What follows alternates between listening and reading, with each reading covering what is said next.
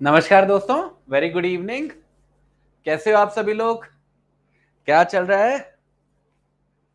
कैसे हो? Very good evening, very good evening. क्या हाल चाल है? क्या चल रहा है? कैसी चल रही है पढ़ाई? ठीक चल रहा है सब कुछ? हाँ, वेरी गुड इवनिंग बच्चों, वेरी वेरी गुड इवनिंग। और बताओ, क्या चल रहा है? मैं बिल्कुल ठीक हूं। आप लोग कैसे हो? कैसी चल रही है पढ़ाई?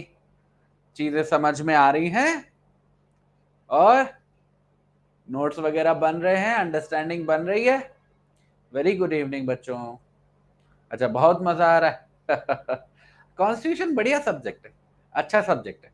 काफी चीजें सीखने को मिलती हैं। और अच्छा, थैंक यू। और बताओ, आप लोग बताओ, सब कुछ ठीक है? कोई दिक्कत, कोई प्रॉब्लम, कोई परेशानी नहीं है? हाँ, कॉन्स्टिट्यूशन इजी है, बिल्कुल इजी है बेटा। एक बार जब हमारा सिलेबस खत्म हो जाएगा, आप देखना, आपको लगेगा ही नहीं कि कोई भी बात है जिसको लेके परेशान हो रहे होगा। ठीक है? अच्छा, कोई ज्यादा लोड मत हो। देखो, चीजों को टाइम देना सीखो। कोई भी चीज होती है ना, वो अपना टाइम लेती है। जब तक आप उसको वो रिक्वायर्ड टाइम नहीं दोगे, तब तक मजा ही नहीं आएगा। जब तक वो कॉन्फिडेंस ही नहीं बनेगा, क्या फायदा है? आपको टाइम देना पड़ता है। ठीक है? अच्छा, ठीक है। चलो शुरू करूं आज का सेशन। तो आज का सेशन के अंदर हम लोग सबसे पहले तो जो मनी बिल का डिस्कशन हम लोगों ने कल शुरू किया था, कल मैंने आपको बताया था कि मनी बिल कब माना जाता है, कि कोई भी बिल मनी बिल कब बनेगा, तो वो सारी पहचान हम लोगों ने पढ़ ली थी। अब वो मनी बिल के बारे में प्रोसीजर क्या है, उसका हल्का सा डिस्कशन कर लेंगे। देखो, मनी बिल का भी जो एक ऐसा टॉपिक है ना, ये एमसीक्यूज में पूछा जा सकता है। जैसे प्रीलिम्स का एग्जाम देने जाओगे ना आप लोग, तो वहां पे ऐसे क्वेश्चंस आ जाते हैं कि मनी बिल में ये होता है या नहीं, वो होता है या नहीं। तो वहां पे कई बार बच्चे कंफ्यूज हो जाते हैं। बच्चे ये सब चक्करों में मत पड़ो। इंपॉर्टेंट क्वेश्चन वगैरह ये सब फालतू की आपके दिमाग के अंदर चीजें हैं। आप एलएलबी के बाहर नहीं आ पा रहे। बेटा, ये जुडिशरी का एग्जाम है, इसमें कोई इंपॉर्टेंट क्वेश्चन नहीं होता है। इसमें केवल प्रीवियस ईयर क्वेश्चंस होते हैं, जो आपकी केवल थोड़ी बहुत गाइडेंस दे सकते हैं कि कैसा सवाल आएगा। Otherwise there is no important question. हाँ, इंपॉर्टेंट टॉपिक्स हो सकते हैं। और उसमें भी क्या है, इंपॉर्टेंट टॉपिक्स में देखो, अगर कोई चीज पढ़ी है, कोई चीज समझ में आई है, तो इतनी मेहनत करनी क्यों है कि ये टॉपिक इंपॉर्टेंट है, ये नहीं है? अच्छे से पढ़ो। जितना टीचर ने आपको पढ़ाया है, अगर वो समझ में आया है, तो उसे पढ़ने में दिक्कत क्या है? पढ़ने ही तो आए हम लोग, है ना? चल आ जाओ, शुरू करते हैं। तो बच्चे, अगर मैं मनी बिल की बात करूं, तो मैंने आप लोगों को क्या बताया था कल? फटाफट से रिवाइज करेंगे। कब होता है कोई भी मनी बिल? कभी भी किसी बिल को मनी बिल कब बोलते हैं? जब उस बिल के अंदर कोई भी टैक्स को इंपोज किया जा रहा हो, टैक्स को एबोलिश किया जा रहा हो, हटाया जा रहा हो, लगाया जा रहा हो, कम किया जा रहा हो, ज्यादा किया जा रहा हो। दूसरे नंबर पे बोरोइंग, सरकार कोई भी पैसा उधार ले रही हो, या फिर कोई भी फाइनेंशियल लाइबिलिटी है, फाइनेंशियल रेस्पॉन्सिबिलिटी को बढ़ाया जा रहा है, घटाया जा रहा है। इसी तरीके से कोई भी ऐसा बिल जो कंटिजेंसी फंड ऑफ इंडिया या कंसोलिडेटेड फंड ऑफ इंडिया की कस्टडी की बात कर रहा है। ऐसा कोई भी बिल जो कंसोलिडेटेड फंड ऑफ इंडिया से पैसा निकालने की बात कर रहा है, मतलब एप्रोप्रिएशन की बात कर रहा है। ऐसा कोई भी बिल जिसमें किसी एक्सपेंडिचर को चार्ज किया जा रहा है कंसोलिडेटेड फंड ऑफ इंडिया पे, या फिर ऐसा कोई एक्सपेंडिचर जो पहले से चार्ज है उसे बढ़ाया जा रहा है। और आखिरी में किसी भी प्रकार का कोई भी पैसा प्राप्त हो रहा है हमारे कंसोलिडेटेड फंड ऑफ इंडिया में। और इसके अलावा जो बाकी के इंसिडेंटल मैटर्स हैं, वो सब क्या कहलाते हैं दोस्तों? एक मनी बिल। तो किसी भी बिल का अगर सब्जेक्ट मैटर इनमें से कुछ भी है, वो क्या कहलाएगा? मनी बिल कहलाएगा। अब दोस्तों, ये तो हो गया कि हम लोगों ने पहचान लिया कि मनी बिल है क्या है। पर मनी बिल के बारे में जो प्रक्रिया है, उसको अच्छे से हम लोगों को समझना है कि अगर हमसे कल को सवाल पूछा जाए, फिर वो चाहे प्रीलिम्स में पूछे चाहे मेंस में पूछे, हम उसको अच्छे से लिखें। और पॉइंट बाय पॉइंट नोट करना है, कोई हड़बड़ी नहीं करनी है। ठीक है? समझ गए? देखो, सबसे पहली बात तो ये समझो कि अगर कभी भी ये सवाल उठेगा, अगर कभी भी ये क्वेश्चन उठेगा कि कोई भी बिल जिसको पेश किया जा रहा है लोकसभा के अंदर, वो मनी बिल है या नहीं, वो मनी बिल है या नहीं। अगर जब भी ये सवाल उठेगा तो इसके संबंध में याद रखिएगा, भूलिएगा मत कि जो फैसला स्पीकर का होगा वही फाइनल होगा। जो हमारा स्पीकर है लोकसभा का, वो जो फैसला लेंगे, मतलब किसी बिल को मनी बिल मानेंगे या नहीं मानेंगे, वही फैसला फाइनल होगा। देखो कई बार इस चक्कर में ये डिस्प्यूट अराइज हो जाता है सदन के अंदर कि कोई भी बिल मनी बिल है या नहीं, क्योंकि अगर मनी बिल होता है तो जैसा अभी हम लोग पढ़ेंगे आगे, उसकी प्रक्रिया बिल्कुल अलग होती है। तो कभी भी अगर ऐसा कोई डिस्प्यूट अराइज हो, ऐसी कोई भी कंफ्यूजन अराइज हो, याद रखिएगा फैसला कौन लेगा? स्पीकर लेगा, लोकसभा का स्पीकर लेगा। और दोस्तों वो जो फैसला होगा वो फाइनल होगा। और स्पीकर अपना एक सर्टिफिकेट देता है, अपना एक सर्टिफिकेट देता है। वो सर्टिफिकेट उस बिल के ऊपर लगा दिया जाता है, जो पहचान होती है इस बात की कि वो बिल एक मनी बिल है। तो स्पीकर ही फैसला लेगा और स्पीकर ही दोस्तों सर्टिफाई करता है, अपना सर्टिफिकेट लगा देता है। ठीक है, ये वाली बात समझ गए। अब और बात समझो। देखो मनी बिल बाकी सभी बिलों से इसलिए अलग है क्योंकि मनी बिल, कोई भी मनी बिल केवल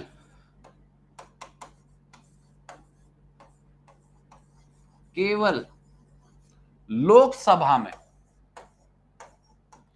केवल और केवल लोकसभा में ही इंट्रोड्यूस किया जा सकता है। Money bill can be introduced in Lok Sabha only. मतलब आप किसी भी मनी बिल को इंट्रोड्यूस नहीं कर सकते राज्यसभा के अंदर। इंट्रोड्यूस करने का मतलब है जैसे कोई भी नॉर्मल बिल होता था तो उसको हम लोकसभा में भी लेके जा सकते थे पहले, या फिर राज्यसभा में भी लेके जा सकते थे पहले, पर मनी बिल हमेशा पहले लोकसभा के पास ही जाएगा। It can never be introduced in the Rajya Sabha. This is the very first rule जो आपको याद रखना है। इसके बाद जब एक बार वो लोकसभा में पेश हो जाता है, फिर वो जाता है राज्यसभा के पास, फिर वो जाता है राज्यसभा के पास। और जब वो राज्यसभा के पास जाता है तो राज्यसभा को मिलते हैं 14 डेज, राज्यसभा को मिलते हैं मात्र 14 डेज। और उन 14 डेज के अंदर राज्यसभा को क्या करना होता है? रिकमेंडेशन देने होते हैं। लिख रहा हूं, Rajya Sabha only get 14 days for giving it's recommendation, for giving it's recommendation. एक बार बिल लोकसभा से पास होकर राज्यसभा पहुंचा तो राज्यसभा को केवल और केवल 14 डेज मिलते हैं। और यहां पे दोस्तों 14 डेज के अंदर राज्यसभा को रिकमेंडेशन देनी होती है। यहां पे देखो सबसे बड़ा फर्क आ गया। नॉर्मली कोई बिल होता तो क्या होता? लोकसभा से पास होता, फिर राज्यसभा के पास जाता, और राज्यसभा के अंदर भी वही सेम प्रक्रिया होती, उस बिल को पारित कराना पड़ता जैसा लोकसभा में कराया गया है। पर मनी बिल में दोस्तों ऐसा कुछ नहीं होता है। अगर एक बार मनी बिल लोकसभा से पास हो चुका है तो वो राज्यसभा के पास केवल और केवल 14 दिनों के लिए ही जाता है। और उन 14 दिनों के अंदर लोकसभा को उस बिल को पास वास कुछ नहीं करना होता है। उसको 14 दिनों के अंदर केवल रिकमेंडेशन देनी होती है। रिकमेंडेशन का मतलब है अपनी राय जाहिर करनी होती है, अपनी ओपिनियंस देनी होती हैं कि उसका क्या सोचना है उस मनी बिल के बारे में। क्या वो उससे एग्री करता है, डिसएग्री करता है, डिसएग्री करता है तो किन पॉइंट्स पे डिसएग्री करता है। ये सारी रिकमेंडेशन दोस्तों राज्यसभा को देनी होती है 14 दिनों के अंदर। अब इसके बाद चौथे नंबर पर ये जो रिकमेंडेशंस है राज्यसभा की, नोट करते चलिएगा बेटा, ये बार बार नहीं हम लोग रिपीट कर पाएंगे। ये जो रिकमेंडेशंस है राज्यसभा की, ये बाइंडिंग नहीं होती हैं, are not binding, are not binding on Lok Sabha. कहने का मतलब क्या है, जो भी रिकमेंडेशन राज्यसभा देगा लोकसभा उससे बाध्य नहीं होगा। मतलब लोकसभा की मर्जी है, लोकसभा के पास ये चॉइस है कि वो उन रिकमेंडेशन को माने या ना माने। अगर लोकसभा राज्यसभा के रिकमेंडेशंस को मानता है और उस बिल के अंदर वो बदलाव करता है तो वो बदलाव उस बिल के अंदर हो जाएंगे। अगर लोकसभा उन रिकमेंडेशन को नहीं मानता है, रिजेक्ट कर देता है, वो बिल वैसे का वैसा ही रहेगा जैसा कि लोकसभा ने पारित किया था। ठीक है, क्लियर है। और मान लो वर्स्ट टू वर्स्ट कि 14 दिनों का समय पूरा हो गया, जो वो 14 डेज का टाइम था, 14 डेज का टाइम एक्सपायर हो गया और उन 14 डेज के अंदर जो राज्यसभा है, राज्यसभा फेल हो गई, राज्यसभा फेल हो गई रिकमेंडेशन देने में, राज्यसभा फेल टू रिकमेंड, तो यहां पर अपने आप बाय डिफॉल्ट ये मान लिया जाएगा कि वो बिल वैसा ही पारित हो गया है जैसा लोकसभा ने भेजा था। मतलब राज्यसभा को रिकमेंडेशन देनी है तो 14 डेज के अंदर दे दे। अगर 14 डेज तक रिकमेंडेशन नहीं दी तो ये मान लिया जाता है कि राज्यसभा एग्री करती है उस बिल के साथ और उसको वैसे का वैसा ही पारित हुआ मान लिया जाएगा, एज इट इज पास्ड। बिल्कुल ठीक, ठीक है। तो राज्यसभा के बारे में आप देख रहे हो कि बहुत अन्याय हो रहा है मनी बिल के संबंध में बेचारा बड़ा अन्याय हो रहा है राज्यसभा के द्वारा। ठीक है, हाँ, ये हो गया आपका सारी सिचुएशन। अब देखो, अब ये बिल आगे मूव होके जाएगा प्रेसिडेंट साहब के पास। अब ये बिल आगे मूव होके जाएगा प्रेसिडेंट साहब के पास। फर्क नहीं पड़ता राज्यसभा ने रिकमेंडेशन दी तो उनको माना या नहीं माना, फर्क नहीं पड़ता, या फिर रिकमेंडेशन नहीं दी तो वो जैसा बिल था पारित होके पहुंचेगा प्रेसिडेंट के पास। अब प्रेसिडेंट के पास दोस्तों किसी भी मनी बिल के संबंध में केवल एक ही चॉइस है।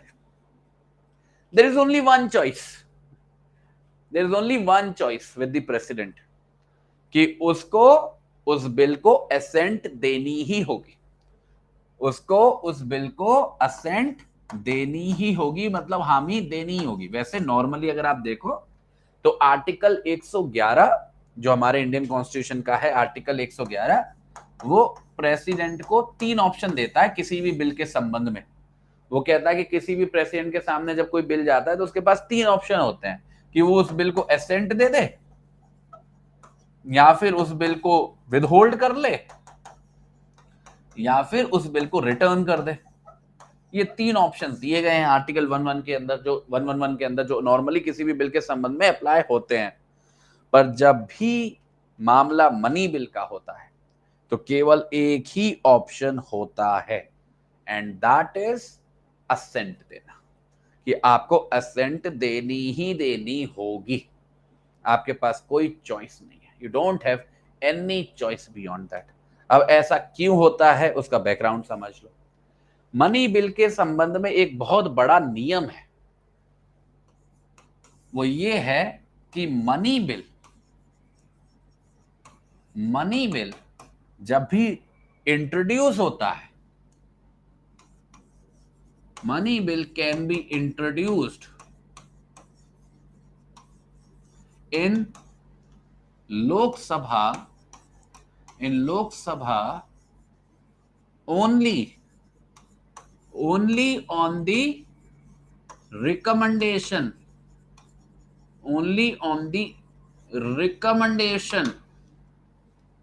of the president। मतलब किसी भी मनी बिल को जब हम इंट्रोड्यूस करते हैं ना लोकसभा के अंदर, जो पहली स्टेज होती है, सबसे पहली स्टेज, वो खुद ही प्रेसिडेंट की रिकमेंडेशन पर ही हो सकती है। जब तक प्रेसिडेंट साहब रिकमेंड नहीं करेंगे तब तक कोई भी मनी बिल पेश ही नहीं हो सकता है लोकसभा के अंदर। And that is the reason कि आखिरी में हम प्रेसिडेंट को कोई चॉइस नहीं दे रहे हैं असेंट के अलावा, क्योंकि उनकी ही रिकमेंडेशन में वो बिल इंट्रोड्यूस हुआ था, तो उनको क्या ही ऑब्जेक्शन होगा उस बिल से, ऑब्वियस सी बात है।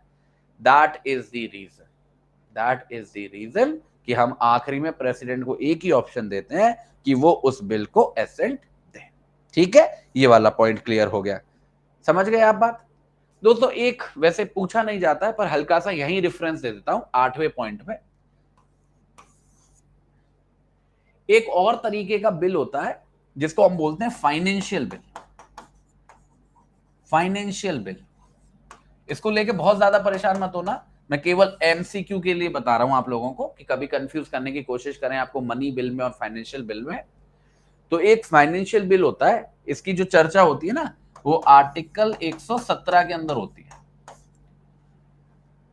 बस इतना सा फर्क होता है किसी भी मनी बिल में और फाइनेंशियल बिल में कि जो मनी बिल है वो उन सारे सब्जेक्ट मैटर से डील करता है जो हमने डिस्कस किए थे, कि जिसमें टैक्स की बात है, जिसमें बोरोइंग की बात है, जिसमें एक्सपेंडिचर की बात है।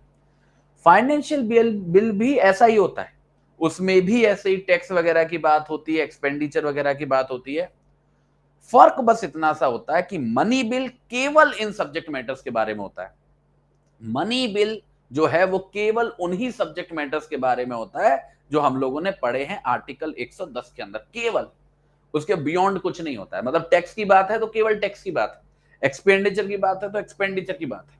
उस बिल के अंदर एक भी ऐसा पॉइंट नहीं होगा जो उस आर्टिकल 110 से बियॉन्ड चला जाए, उसके अंदर केवल वही सब्जेक्ट मैटर होंगे। तो ऐसा बिल कहलाता है दोस्तों मनी बिल। पर अगर कोई बिल है जिसके अंदर ये सब्जेक्ट मैटर्स भी हैं, मतलब टैक्स वगैरह की बात भी है, एक्सपेंडिचर वगैरह की भी बात है, और उसके साथ साथ कुछ ऐसी बातें भी हैं, उसके साथ साथ कुछ ऐसी भी बातें हैं जो आर्टिकल 110 के अंदर कवर्ड नहीं है। जैसे एक बात कह दी टैक्स की और एक बात कह दी किसी एक्स बात की, मतलब किसी अलग चीज की। ऐसा जो भी बिल होगा दोस्तों वो कहलाता है फाइनेंशियल बिल, वो कहलाता है फाइनेंशियल बिल। इतना छोटा सा बिल होता है, तो हमेशा अपने दिमाग में इस फर्क को बिठा के रखिएगा। मनी बिल और फाइनेंशियल बिल एक चीज नहीं होती है। मनी बिल ऐसा बिल है जो केवल उन सब्जेक्ट मैटर से डील कर रहा है जो आर्टिकल 110 के अंदर लिखे हैं। फाइनेंशियल बिल एक ऐसा बिल है जो उन सब्जेक्ट मैटर से भी डील कर रहा है और साथ में कुछ और सब्जेक्ट मैटर से भी डील कर रहा है जो उस आर्टिकल के अंदर कवर्ड नहीं। ठीक है, इतना तो याद रह जाएगा। चलो, तो ये दोस्तों हमारा डिस्कशन हो गया मनी बिल के संबंध में। ठीक है, ये सारे पॉइंट्स उम्मीद है आप लोगों ने नोट कर लिए हैं। ठीक है, अगर आप कोई भी सवाल आता है, कोई भी शॉर्ट नोट आता है या आपसे एमसीक्यू पूछते हैं तो आप इस चीज को याद रख रहे हैं। ठीक है, क्लियर है, समझ गए। हाँ, money bill is a wider concept, financial bill is a wider concept, और मनी बिल केवल, देखो मनी बिल स्पेसिफिक है, केवल उस चीज की बात करता है जो आर्टिकल 110 के अंदर लिखी है। अब उसमें फिर से बहुत ज्यादा डीप जाने की जरूरत नहीं है हम लोगों को, केवल अंडरस्टैंडिंग वाली बात है कि हमारे दिमाग में क्लैरिटी होनी चाहिए कि हम लोग क्या कह रहे हैं। अब देखो छोटी छोटी सी बात है, एक सवाल बनता है कि लैंग्वेज क्या होगी, लैंग्वेज ऑफ पार्लियामेंट।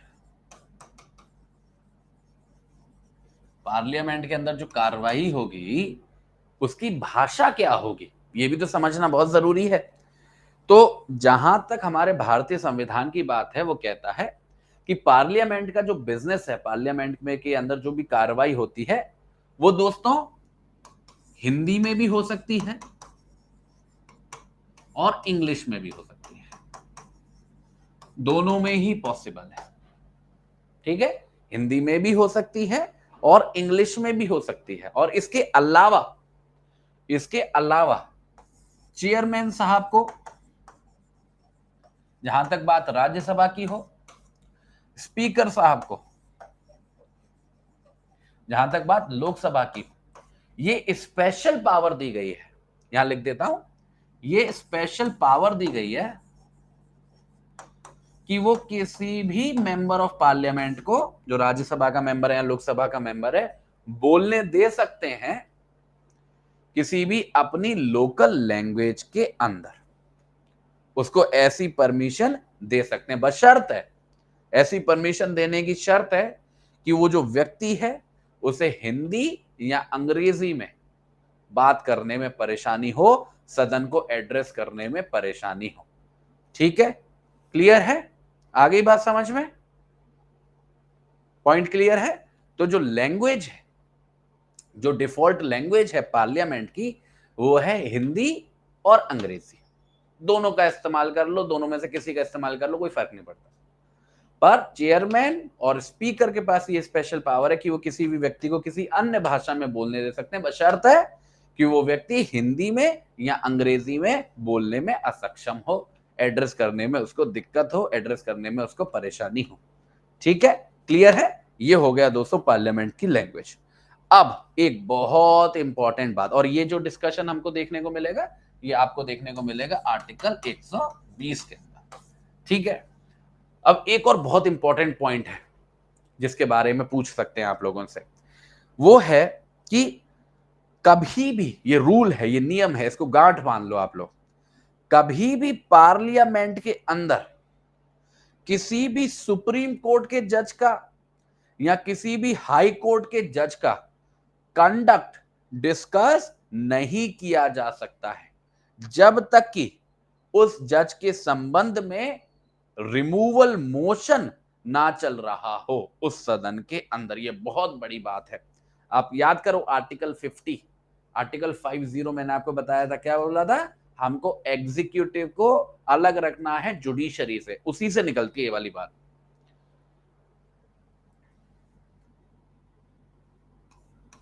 लिख रहा हूं यहां पे, there will be no discussion, there will be no discussion on the conduct of the judges of the Supreme Court or High Court except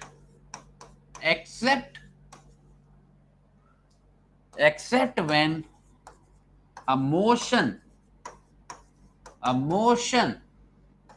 for their removal is under consideration।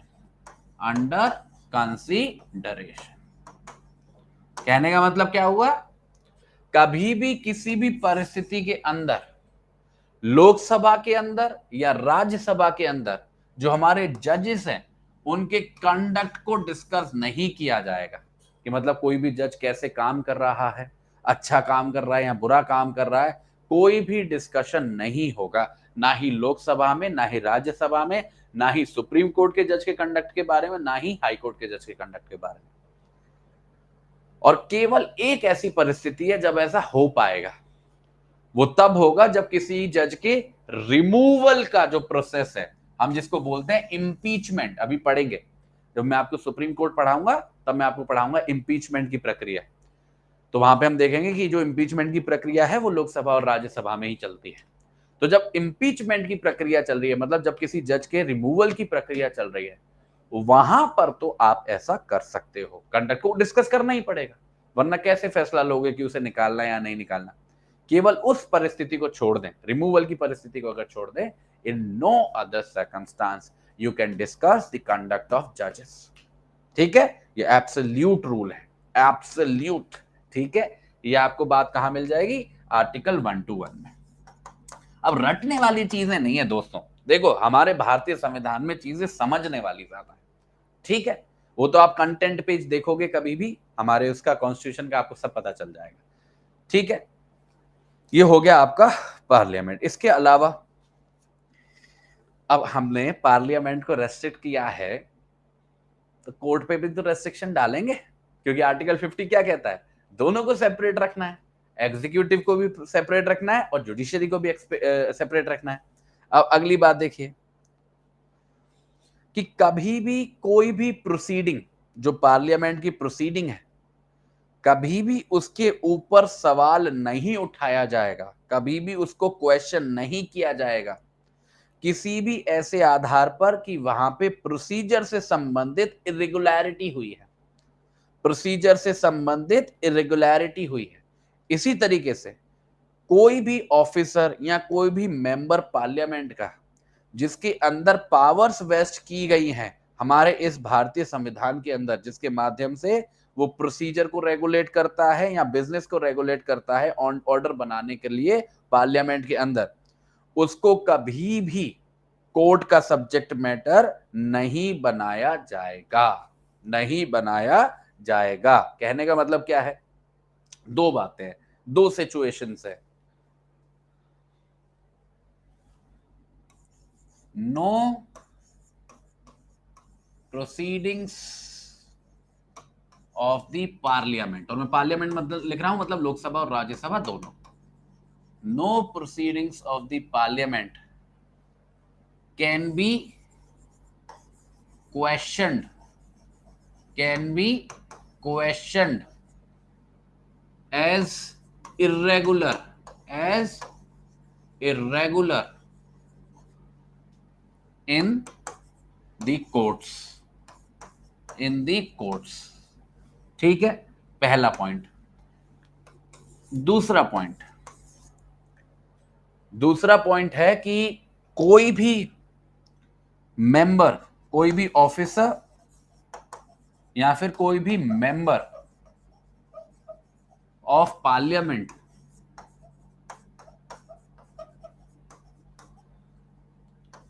who has the power to regulate, who has the power to regulate the business of parliament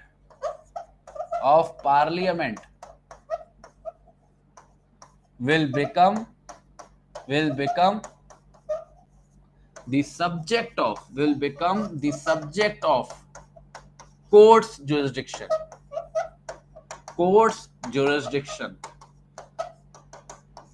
अब दोनों को बारी बारी से समझा देता हूं आप लोगों को। जैसे ये पहला पॉइंट है, ये कह रहा है कि किसी भी सदन के अंदर कोई भी कार्यवाही हुई है, उसकी वैलिडिटी, मतलब उस प्रक्रिया में कोई गलत हुआ, कोई सही हुआ, ऐसी कोई भी चर्चा किसी भी परिस्थिति में किसी भी कोर्ट ऑफ लॉ के अंदर नहीं की जा सकती है, पहली चीज। दूसरी चीज, अगर कोई भी पार्लियामेंट का मेंबर है जिसको हमारा भारतीय संविधान ये पावर देता है कि वो पार्लियामेंट का जो बिजनेस है, जो प्रोसीडिंग्स हैं, उनके संबंध में रूल बनाएगा, उनको रेगुलेट करेगा, ऐसे किसी भी व्यक्ति से सवाल जवाब नहीं किए जा सकते हैं किसी भी कोर्ट ऑफ लॉ के अंदर। अब ये क्या है? ये दोनों ही प्रावधान ऐसे हैं जो हमारी पार्लियामेंट को सुरक्षित बनाते हैं हमारे कोर्ट के इंटरफेरेंस से, कि उनके काम में, उनकी कार्यवाही में हमारा जो कोर्ट है वो अननेसेसरी इंटरफेयर ना करे। ठीक है, क्लियर है? आ गया समझ में? ये है दोस्तों आपका आर्टिकल 122। क्लियर है? अब मुझे फटाफट से बता दो, ये दोनों बातें आप सभी लोगों को समझ में आ गई? बाई चांस इनसे अगर क्वेश्चन आया तो आप कर लोगे, एक बार चैट बॉक्स में वाई टाइप करो। ठीक है, क्लियर है? ये दोनों पॉइंट्स क्लियर हो गए। ठीक है, क्योंकि कभी कभार ऐसे क्वेश्चंस बन सकते हैं और आपको पता होना चाहिए, आपको आइडिया होना चाहिए। ठीक है, चल अब इसके बाद दोस्तों मैं आपको लेके चलता हूं अगले टॉपिक पर, और हमारा जो अगला टॉपिक है वो है state executive. The state executive, और इसके अंदर हम लोगों को काफी बातें सीखने को मिलेंगी। और जब भी हम स्टेट एग्जीक्यूटिव की बात करते हैं तो हमें कौन सी चीजों पर ध्यान देना है उनको समझेंगे। ये होगा दोस्तों हमारा part 6 of the Indian constitution. Part 6 of the Indian constitution. देखो बहुत बेसिक सी बातें हैं। सबसे पहले तो हमें यह समझना पड़ेगा कि स्टेट एग्जीक्यूटिव के अंदर आता कौन कौन है, हम किसको पढ़ेंगे। तो स्टेट एग्जीक्यूटिव के अंदर सबसे पहले आएंगे कौन? गवर्नर साहब, हमारे गवर्नर साहब, सबसे पहले इनको ही समझेंगे। दूसरे नंबर पे आएंगे हमारे सीएम साहब, चीफ मिनिस्टर साहब, और तीसरे नंबर पे आएंगे हमारे काउंसिल ऑफ मिनिस्टर्स, हमारे स्टेट के काउंसिल ऑफ मिनिस्टर्स। और दोस्तों चौथे नंबर पे आते हैं कौन, बता सकता है कोई चौथे नंबर पे कौन आता है? बताओ जरा चैट बॉक्स में फटाफट से। Who is the fourth person? चौथे क्वेश्चंस बेटा आखिरी में लूंगा, ठीक है? चौथे नंबर पे बताओ पहले कौन आता है? Who is the fourth person? नहीं नहीं नहीं, हाँ वेरी गुड बच्चे, advocate general, advocate general for the state. जैसे हमने अटॉर्नी जनरल पढ़ा था वैसे ही एडवोकेट जनरल स्टेट के लिए। तो यहां पर इस टॉपिक के अंदर हम लोग इन चारों की चर्चा करने वाले हैं। शुरुआत करेंगे गवर्नर साहब से। और देखो गवर्नर साहब के बारे में नियम बड़े सीधे साधे से है, उसमें कोई भी परेशान होने की जरूरत नहीं है। जैसे सबसे पहली जो बात आपको याद रखनी है वो ये है, there shall be a governor, there shall be a governor for each state, for each state। ये सबसे पहली बात है। इसका मतलब क्या है? हर राज्य का एक गवर्नर होगा, हर राज्य का एक गवर्नर होगा, ये जरूरी है। इसी से जुड़ी हुई दूसरी बात, it is possible to appoint same person as governor of two states, मतलब ऐसा पॉसिबल है, ऐसा किया जा सकता है कि एक ही व्यक्ति को एक से ज्यादा राज्यों का गवर्नर बना दिया जाए। ठीक है, तो दो बातें, हर राज्य का एक गवर्नर होगा और ऐसा हो सकता है कि एक ही व्यक्ति को एक से ज्यादा राज्य का, मतलब दो राज्यों का गवर्नर बना दिया जाए। और ये जो गवर्नर साहब होते हैं, इनके पास क्या होता है? Executive power of the state vest in the governor. तो जो राज्य की एग्जीक्यूटिव पावर होती है वो किसके पास होती है दोस्तों? गवर्नर के पास। ये बात तो आपने प्रेसिडेंट के संबंध में भी समझी थी कि जो एग्जीक्यूटिव पावर होती है यूनियन की वो किस में वेस्ट करती है? प्रेसिडेंट में। इसी तरीके से जो स्टेट की एग्जीक्यूटिव पावर है दोस्तों वो किस में वेस्ट करती है? गवर्नर साहब में। ठीक है, क्लियर है? तो ये जो आप सारे पॉइंट्स देख पा रहे हो ये निकल के आते हैं आपके आर्टिकल 154 और आर्टिकल 155 से लगभग। ठीक है, इसके बाद इसका नेक्स्ट पॉइंट है दोस्तों अपॉइंटमेंट के संबंध में। और देखिए अपॉइंटमेंट के संबंध में नियम बड़ा सीधा है।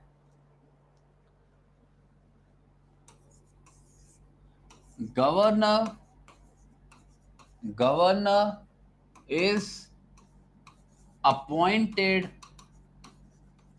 By the president. कौन अपॉइंट करता है? प्रेसिडेंट। तो गवर्नर साहब का जो अपॉइंटमेंट होगा वो कौन करेगा? प्रेसिडेंट करेगा। इस बात को याद रखना। तो गवर्नर एक ऐसा पद है, ध्यान से सुनिएगा, जिसके संबंध में कोई इलेक्शन नहीं होता है। जैसे प्रेसिडेंट है, प्रेसिडेंट साहब का तो पूरा इलेक्शन होता है, हमने पढ़ा था ना, पूरा उनका पूरा इलेक्टोरल बनता है, उसमें इतने सारे लोग पार्टिसिपेट करते हैं, वोटिंग होती है, तब जाके कोई व्यक्ति प्रेसिडेंट बनता है। पर गवर्नर के संबंध में इलेक्शन का कोई प्रावधान नहीं है। गवर्नर दोस्तों एक ऐसा पद होता है जिसको प्रेसिडेंट साहब डायरेक्टली अपॉइंट करते हैं। अब आप सभी को पता है कि प्रेसिडेंट साहब अपनी पावर को किसके कहने पर एक्सरसाइज करते हैं? आर्टिकल 74 के हिसाब से काउंसिल ऑफ मिनिस्टर के कहने पर, प्राइम मिनिस्टर के कहने पर। तो गवर्नर साहब का एक ऐसा अपॉइंटमेंट है जो डायरेक्टली कंट्रोल होता है केंद्रीय सरकार के द्वारा, मतलब काउंसिल ऑफ मिनिस्टर्स के द्वारा। अब इसमें एक और बात जुड़ी हुई है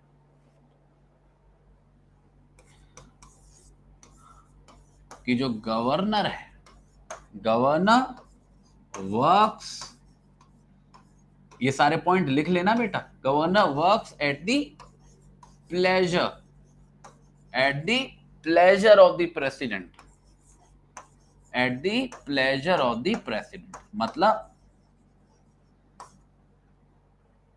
गवर्नर का पद एक ऐसा पद है जो पूर्णतः प्रेसिडेंट साहब के प्लेजर पे ही निर्भर करता है, प्रेसिडेंट साहब के प्लेजर पे ही निर्भर करता है। मैं कहने का मतलब क्या हुआ कि प्रेसिडेंट साहब चाहें तो किसी भी समय गवर्नर साहब की छुट्टी कर सकते हैं।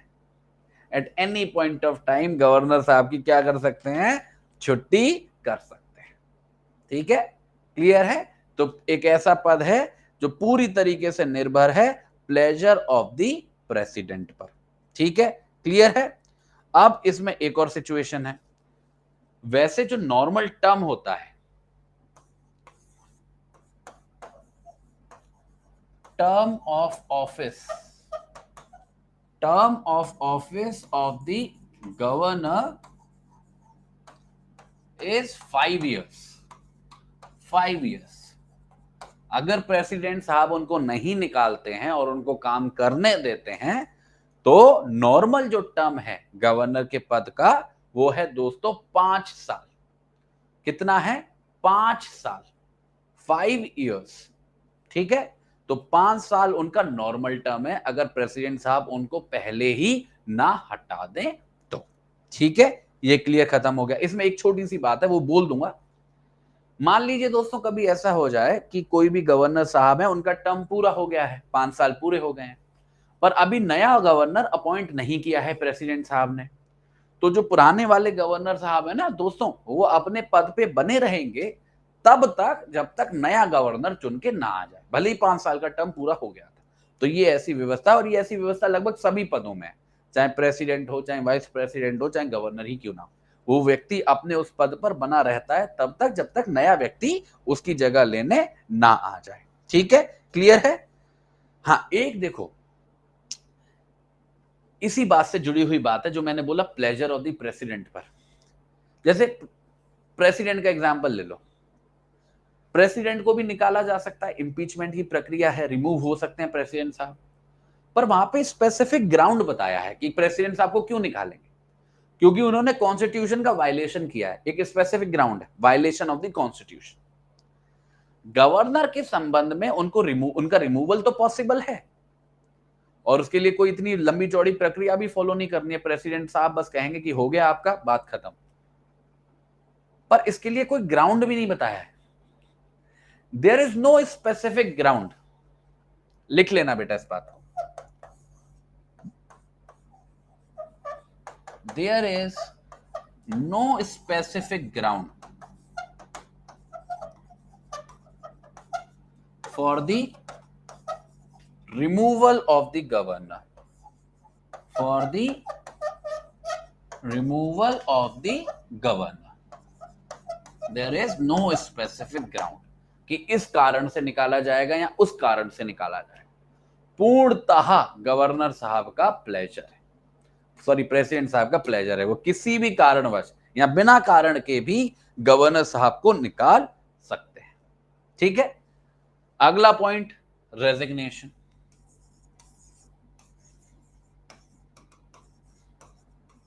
अगला पॉइंट रेजिग्नेशन। गवर्नर साहब अपना रेजिग्नेशन हमेशा किसको देते हैं, प्रेसिडेंट साहब। ऐसा हो सकता है कि कोई भी व्यक्ति है जो गवर्नर के पद पे बैठा हुआ है, अब उसको उस ऑफिस से कंटिन्यू नहीं करना है, उसको कोई बेटर अपॉर्चुनिटी मिल रही है, या फिर वो पॉलिटिक्स वगैरह को छोड़ना चाहता है, तो वो रिजाइन कर सकता है, और रेजिग्नेशन किसको देगा, प्रेसिडेंट को देगा। सिंपल सी बात है। ठीक है, क्लियर है, ये वाली बात समझ में आ गई। ये जो मैंने आपको सारे पॉइंट्स बताए अभी तक, ये जो सारा मैंने आपको डिस्कशन किया, 8 पॉइंट जो मैंने आपको इन टोटल अभी तक समझाए, ये सारे निकल के आते हैं आपके आर्टिकल 150 157 से, ठीक है, 156 और 157 से मिला के, ठीक है।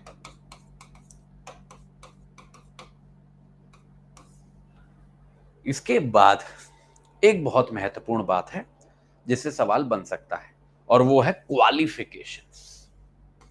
क्वालिफिकेशन, देखो गवर्नर के पद की क्वालिफिकेशन सबसे आसान है, सारे पदों में सबसे आसान क्वालिफिकेशन गवर्नर की है, और वो क्या है, केवल दो क्वालिफिकेशन। पहले नंबर पर हमको चाहिए कि वो व्यक्ति भारतीय नागरिक, और देखो ये तो हमको हर पद के लिए चाहिए। अभी तक ऐसा कोई भी एक भी पद से हमारा पाला नहीं पड़ा है, ना ही पढ़ने वाला है आगे जिसमें भारतीय नागरिकता जरूरी ना हो। तो सबसे पहली तो है कि वो भारतीय नागरिक होना चाहिए, और दूसरी क्वालिफिकेशन है गवर्नर बनने के लिए दोस्तों कि उनकी जो एज है वो कम से कम एटलीस्ट 35 ईयर्स होने चाहिए।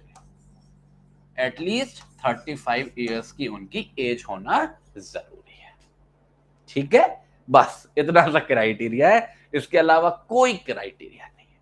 जैसे प्रेसिडेंट में कितने क्राइटेरिया थे कि वो एक ऐसा व्यक्ति होना चाहिए जो लोकसभा का इलेक्शन लड़ सके, याद है। वाइस प्रेसिडेंट तक में इतने क्राइटेरिया थे कि ऐसा व्यक्ति हो जो राज्यसभा का इलेक्शन लड़ सके। गवर्नर के संबंध में कोई क्वालिफिकेशन नहीं, भारतीय नागरिक चाहिए, कम से कम उम्र 35 साल चाहिए, बात खत्म, ठीक है, क्लियर है।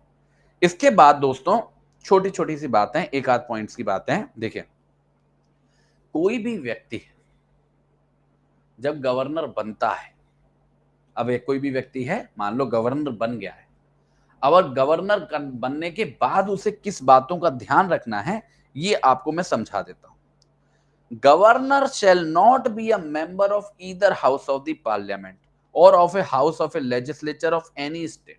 मतलब गवर्नर जो है दोस्तों,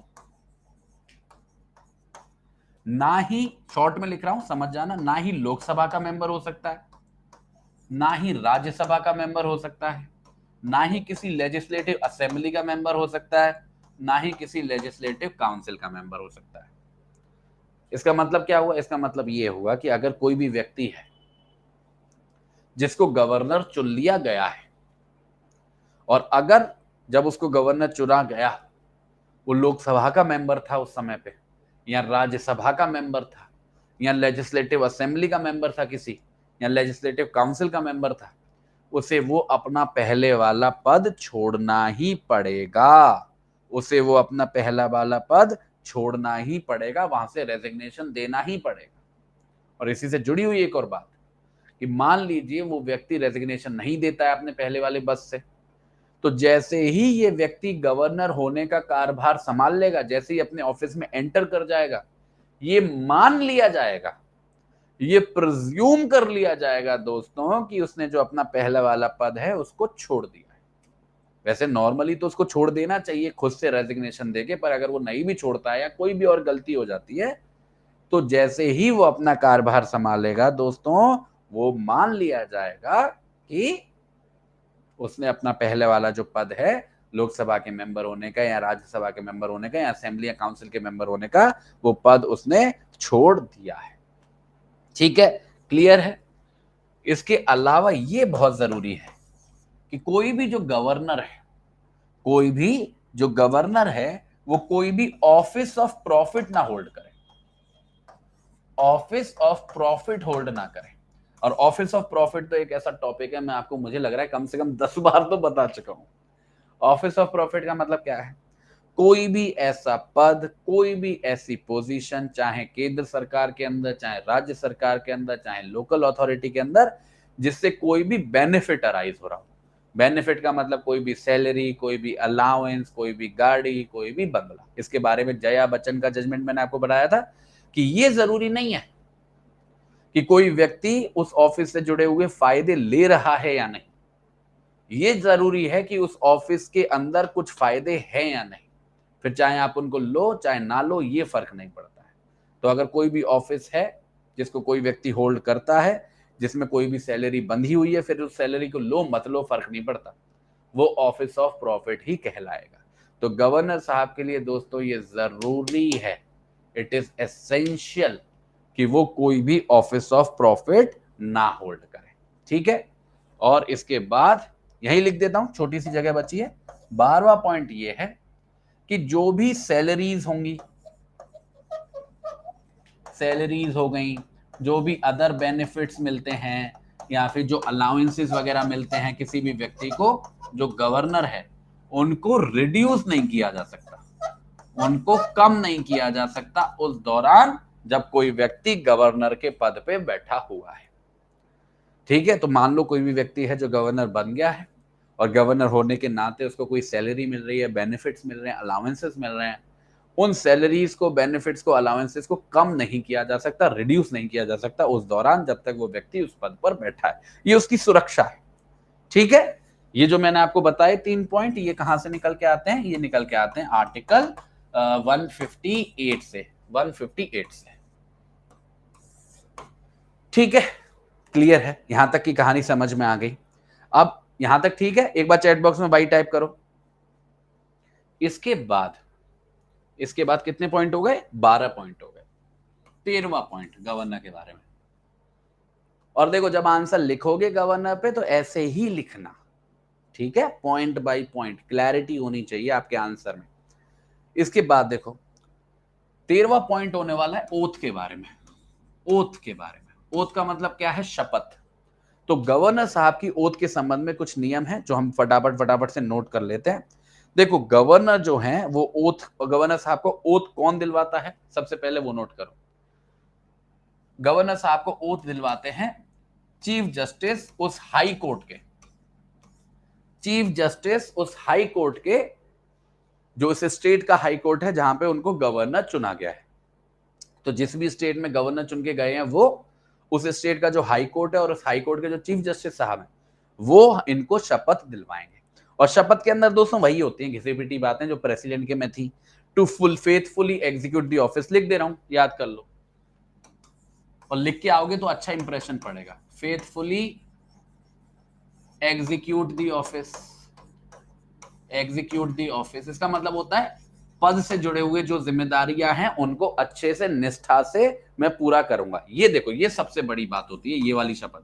टू प्रिजर्व, इसको याद कर लो, to preserve, protect and defend, to preserve, protect and defend the constitution, the constitution. ठीक है, ये बहुत इंपॉर्टेंट है। और आखिरी में to devote himself to the service and wellbeing of the people of the state, service and wellbeing, service and wellbeing of people of the state, of people of the state, मतलब राज्य के जो लोग हैं उनकी सेवा में और उनके भले में अपने आप को न्यौछावर कर देंगे गवर्नर साहब, ऐसी शपथ वो लेते हैं। ठीक है, क्लियर है? शपथ दिलवाता कौन है? हाई कोर्ट के चीफ जस्टिस साहब। और शपथ के अंदर क्या बातें बोली जाती हैं वो हम लोगों ने अपने सामने देख ली है। ठीक है, क्लियर है? समझ आ गया? अब इसी तरीके से गवर्नर साहब के पास पार्डन की भी पावर होती है, जैसे प्रेसिडेंट की पढ़ी थी हम लोगों ने pardoning power, same power governor के पास भी होती है। ठीक है, तो जो पार्डनिंग पावर है गवर्नर की, अब देखो दोबारा तो पढ़ाने की जरूरत नहीं है ना, याद है ना पार्डनिंग पावर, मैंने आपको एक एक करके शब्द समझाए थे कि पार्डन का मतलब क्या होता है, रेप्राइव का मतलब क्या होता है, रेस्पाइट का मतलब क्या होता है, वो पूरा जो हम लोगों ने आधा 1 घंटा खराब किया था, तो उसको वही सेम टू सेम बिल्कुल कॉपी पेस्ट है। ठीक है, वही सारी पार्डनिंग पावर गवर्नर के पास भी होती है। बस फर्क क्या है प्रेसिडेंट की पार्डनिंग पावर में और गवर्नर की पार्डनिंग पावर में, कि जो प्रेसिडेंट पार्डनिंग पावर को अपनी को एक्सरसाइज करता है वो उन लॉज के संबंध में करता है, जो लॉज, जो जिन कानूनों को executive power of the union को एक्सरसाइज करके बनाया गया था, जिन कानूनों को executive power of the union को एक्सरसाइज करके बनाया गया था, उसके संबंध में पार्डनिंग पावर किसके पास है? प्रेसिडेंट के पास। और जिन कानूनों को, जिन लॉज को executive power of the state को एक्सरसाइज करके बनाया गया है, मतलब जो राज्य के कानून है, आसान भाषा में, वो केंद्र के कानून, ये राज्य के कानून, जो राज्य के कानून हैं उनके अंदर अगर किसी व्यक्ति को सजा मिलती है तो उनके संबंध में गवर्नर साहब पार्डनिंग पावर को एक्सरसाइज करते हैं। तो यहां पे लिख दे रहा हूं, laws made in exercise of executive power of the state, executive power of the state, मतलब राज्य की एग्जीक्यूटिव पावर को एक्सरसाइज करके जो कानून बनाए गए हैं उन कानूनों के संबंध में पार्डनिंग पावर किसके पास रहेगी दोस्तों? गवर्नर साहब के पास। ठीक है, हाँ बिल्कुल, लिस्ट 2। ठीक है, चलो एक और फर्क है, एक छोटा सा और फर्क है डेथ पेनल्टी के संबंध में, यहां लिख दे रहा हूं। देखो, गवर्नर के पास पार्डनिंग पावर नहीं होती है डेथ पेनल्टी के संबंध में, फिर वो चाहे डेथ पेनल्टी केंद्र के कानून के अंदर दी गई हो चाहे राज्य के कानून के अंदर दी है। गवर्नर कभी भी डेथ पेनल्टी को माफ नहीं कर सकता। अगर डेथ पेनल्टी है तो हमको प्रेसिडेंट के पास ही जाना होता है, हमको प्रेसिडेंट के पास ही जाना होता है। तो डेथ पेनल्टी के संबंध में प्रेसिडेंट साहब के पास एक्सक्लूसिव राइट है। ठीक है, तो ये ओथ और पार्डनिंग पावर की जो हम लोगों ने अभी बात करी, दे कम आउट ऑफ आर्टिकल 159 और ये है आर्टिकल 161। ठीक है, ये दोस्तों हो गई आपकी पार्डनिंग पावर। मार्शल कोर्ट भी केवल प्रेसिडेंट के पास है, गवर्नर के पास नहीं है। गवर्नर के पास केवल उन लॉस के संबंध में जो एग्जीक्यूटिव पावर को एक्सरसाइज करके राज्य की बनाए गए हैं। ठीक है, बस इतनी सी बात याद रखनी है आप लोगों को।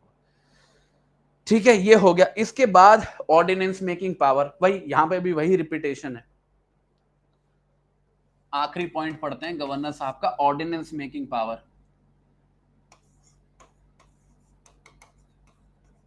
ऑर्डिनेंस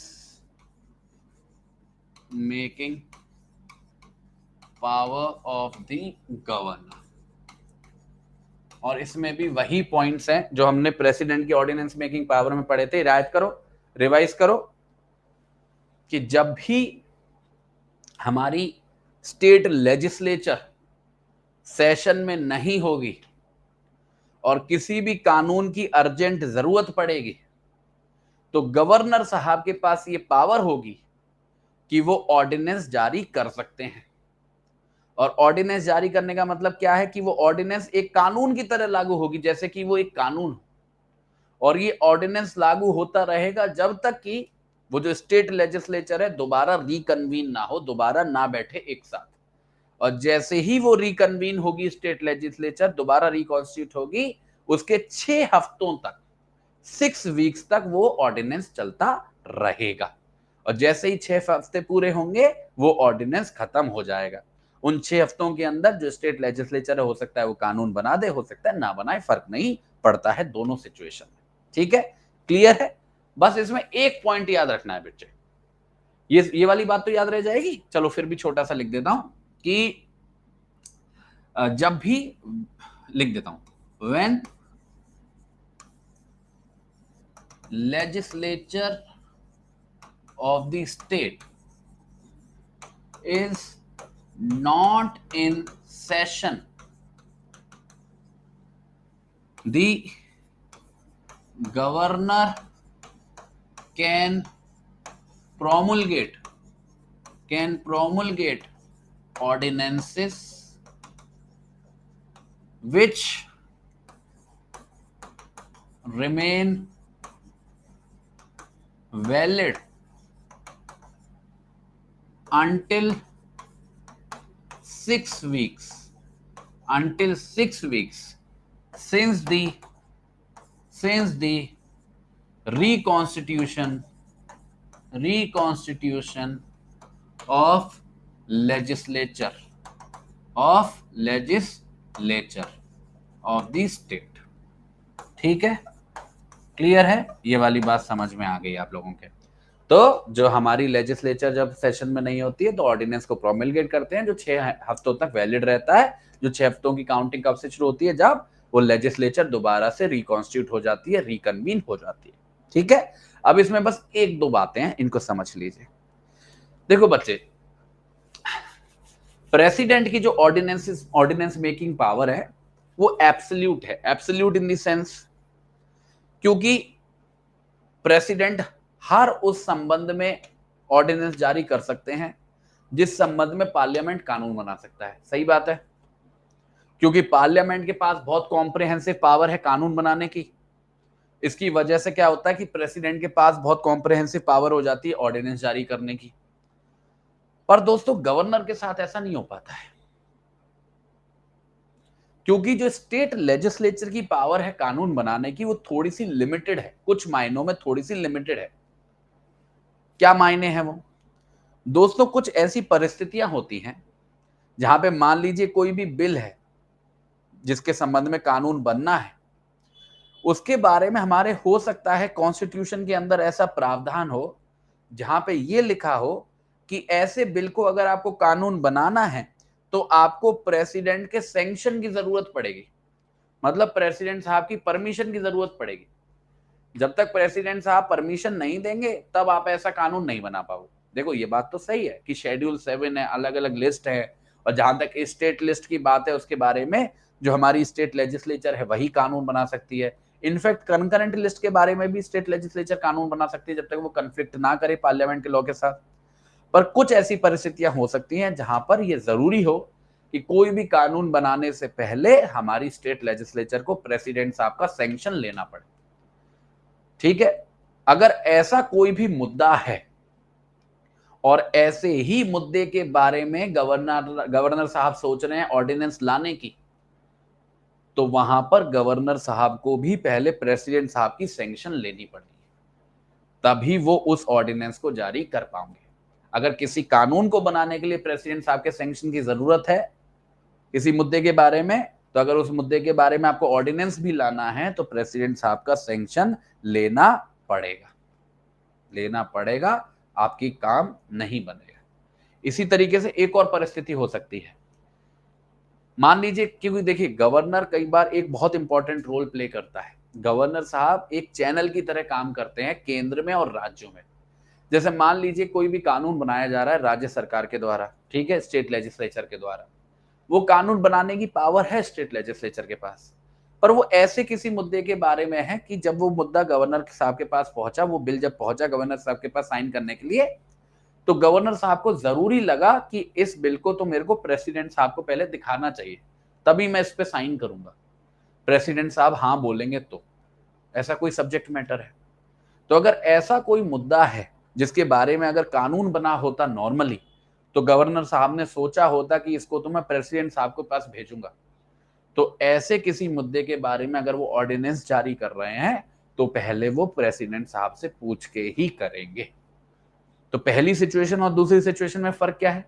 पहली सिचुएशन में तो वो कानून बन ही नहीं सकता था, इंट्रोड्यूस ही नहीं हो सकता था जब तक प्रेसिडेंट साहब की सैंक्शन ना मिल जाए, इसलिए आपको ऑर्डिनेंस से पहले परमिशन लेनी पड़ रही थी, सैंक्शन लेना पड़ रहा था।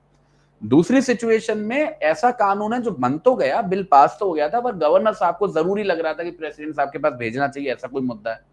तो अगर ऐसे मुद्दे के बारे में ऑर्डिनेंस भी जारी करोगे तो वहां पे भी प्रेसिडेंट साहब की पहले परमिशन लेनी चाहिए।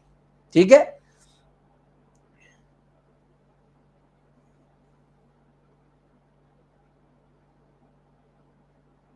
हाँ ठीक है, क्लियर है, ये बात समझ में आ गई। अब एक और कंफ्यूजन की सिचुएशन बता रहा हूं, ध्यान से सुनना, आज पगला जाओगे आप सब लोग आज पगला जाओगे, पर दम लगाओ, देखो हिम्मत करो थोड़ी सी। थर्ड पॉइंट बता रहा हूं, बहुत ध्यान से सुनना, समझने वाली बात है, एक बार में समझ में आएगी। तीसरी परिस्थिति ये हो सकती है दोस्तों, बस ये तीसरा पॉइंट समझा दूं फिर आपको ब्रेक दे दूंगा।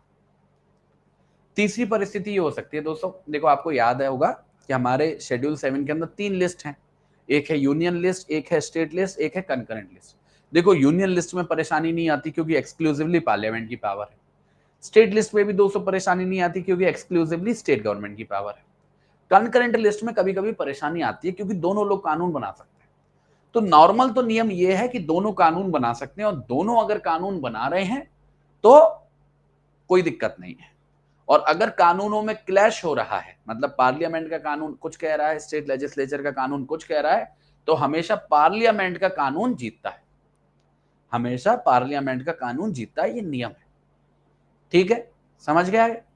पर दोस्तों कुछ ऐसी परिस्थितियां होती हैं, मान लीजिए पार्लियामेंट ने किसी एक सब्जेक्ट मैटर के बारे में कानून बना रखा है जो कंकरेंट लिस्ट का सब्जेक्ट मैटर है, स्टेट लेजिस्लेचर भी उसे बारे में कानून बनाना चाहती है, स्टेट लेजिस्लेचर भी उस बारे में कानून बनाना चाहती है, पर स्टेट लेजिस्लेचर जो कानून बनाना चाहती है वो अलग है पार्लियामेंट के कानून से। कुछ ऐसी बात कह रहा है जो पार्लियामेंट के कानून के खिलाफ जा रहा है।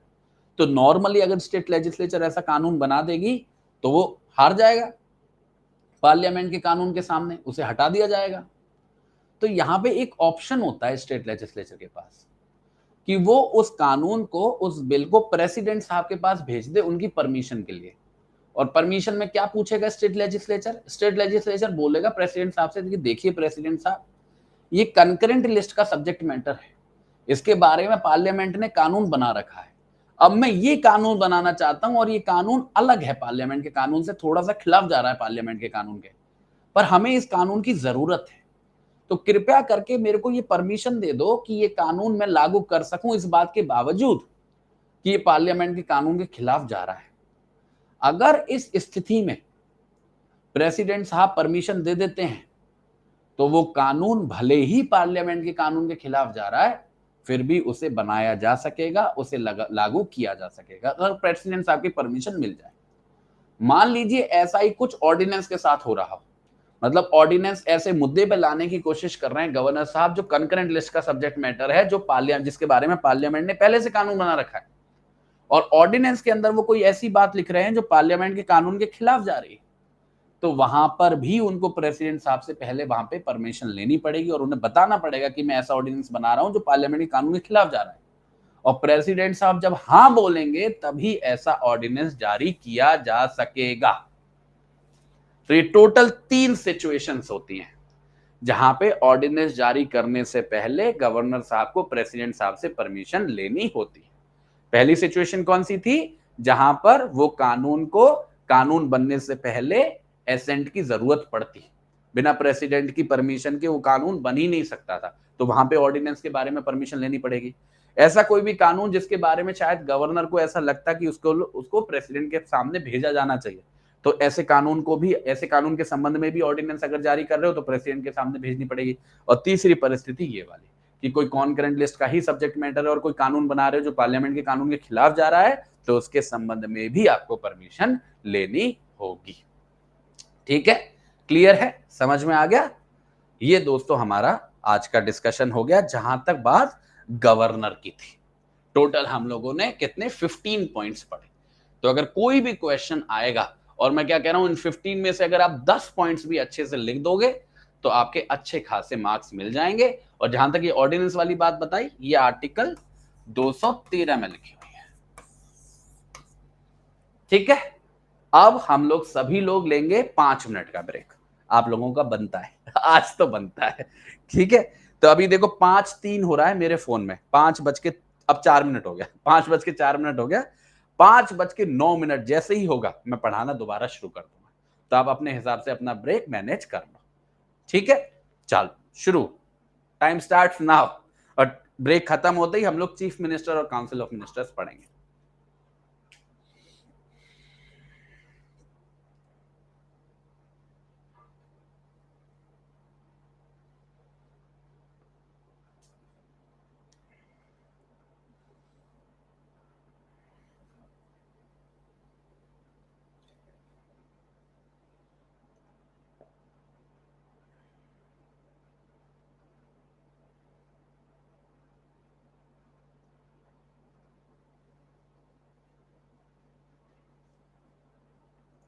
मनीला एक बार लास्ट में दोबारा पूछ लेना बेटा, सेकंड कंडीशन में रिपीट कर दूंगा। वैसे सेकंड कंडीशन में केवल यही है कि कोई भी ऐसा बिल था जिसके बारे में गवर्नर साहब को ऐसा लगता, अगर कानून बनाया होता असेंबली ने कि उसको भेज देना चाहिए असेंट के लिए, और ऐसे ही किसी मुद्दे के बारे में वो ऑर्डिनेंस लाना चाह रहे हैं, तो उनको प्रेसिडेंट साहब की परमिशन ले लेनी चाहिए।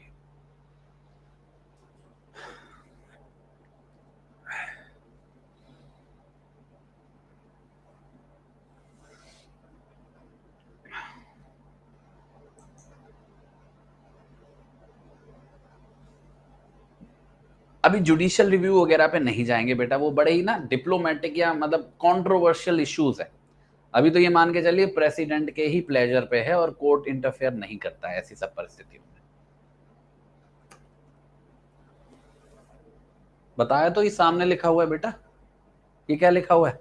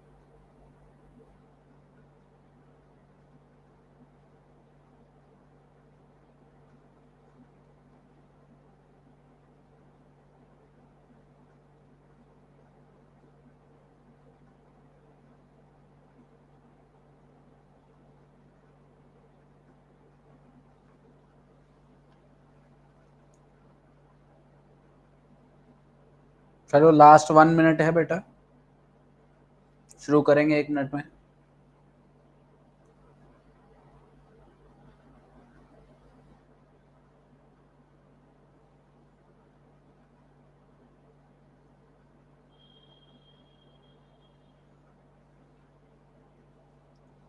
चल ठीक है, अगला जो हमारा टॉपिक है उसके अंदर चीफ मिनिस्टर और काउंसिल ऑफ मिनिस्टर का छोटा सा डिस्कशन करेंगे, बहुत बेसिक सा, जैसे आपको एक आइडिया लग जाए कि क्या सिचुएशन समझ में आनी है। ठीक है, देखो अब थोड़ा सा आपको डिस्कशन याद करना पड़ेगा जो हम लोगों ने प्रेसिडेंट के संबंध में किया था। Chief minister and council of ministers, council of ministers. अब काउंसिल ऑफ मिनिस्टर्स को लेकर कंफ्यूज मत हो जाना, केंद्र का अलग होता है काउंसिल ऑफ मिनिस्टर जो प्राइम मिनिस्टर के साथ होता है, राज्यों का अलग होता है काउंसिल ऑफ मिनिस्टर जो चीफ मिनिस्टर साहब के साथ होता है। देखो वो बातें मैं क्या ही दोहराऊं, फिर भी लिख लो।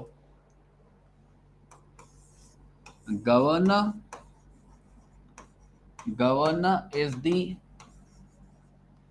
nominal head,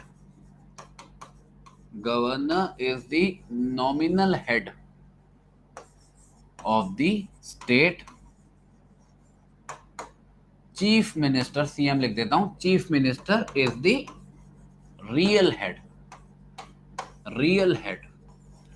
तो चीफ मिनिस्टर को राज्य के लेवल पर हम रियल हेड बांधते हैं, क्योंकि जो एग्जीक्यूटिव पावर एक्सरसाइज करते हैं गवर्नर साहब वो हमारे चीफ मिनिस्टर और उनकी काउंसिल ऑफ मिनिस्टर के कहने पर ही कहते हैं। ठीक है, वही सेम सिचुएशन। प्राइम मिनिस्टर का जो काम केंद्र पे है वही चीफ मिनिस्टर का काम राज्य में है। काउंसिल ऑफ मिनिस्टर का काम जो केंद्र पे है वही काम राज्य में है। प्रेसिडेंट का काम जो केंद्र पे है वही काम गवर्नर का राज्य में है। ठीक है, अब अपॉइंटमेंट की बात कर लेता हूं। देखो, जो हमारे चीफ मिनिस्टर साहब हैं, चीफ मिनिस्टर साहब is appointed by the governor. Chief minister साहब is appointed by the governor and council of ministers बोल दो या फिर other ministers are appointed by the governor on the aid and advice of the CM, chief minister. ये point जरूर लिखना है आप लोगों को आंसर में। चीफ मिनिस्टर का अपॉइंटमेंट गवर्नर साहब करते हैं और जो बाकी के मिनिस्टर्स हैं, जो काउंसिल ऑफ मिनिस्टर्स हैं, उनका अपॉइंटमेंट भी गवर्नर साहब करते हैं, पर चीफ मिनिस्टर के कहने पर करते हैं। और वही प्रक्रिया है कि मान लो स्टेट लेवल पे इलेक्शन हुए तो लोग जो जीते वो लेजिस्लेटिव असेंबली में चुन के आए। अब लेजिस्लेटिव असेंबली में अगर एक ही पार्टी की मेजोरिटी है तो वही पार्टी सरकार बनाएगी।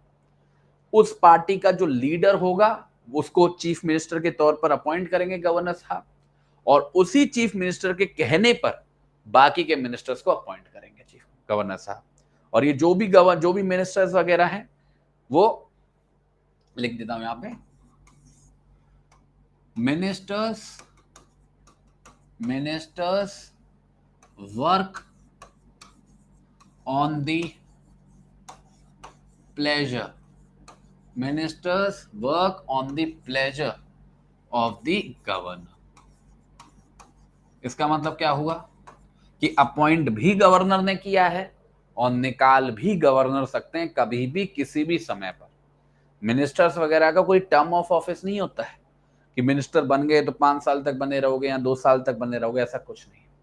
ये भी एक ऐसा पद है जो प्लेजर पे निर्भर करता है। यहां पर किसकी प्लेजर पर? गवर्नर की प्लेजर पर फिर से कहने वाली बात हो गई। अभी दिखा दूंगा बेटा, अभी ये वाला पॉइंट समझ लो। फिर से वही कहने वाली बात हो गई कि गवर्नर की प्लेजर पर निर्भर करता है। असल में तो ये प्लेजर किसका है? चीफ मिनिस्टर साहब का है, क्योंकि चीफ मिनिस्टर के कहने पर ही अपॉइंट किया था और चीफ मिनिस्टर के कहने पे ही निकालते हैं। पर भारतीय संविधान की भाषा के हिसाब से चले तो it is the pleasure of the governor. ठीक है, ये देख लो।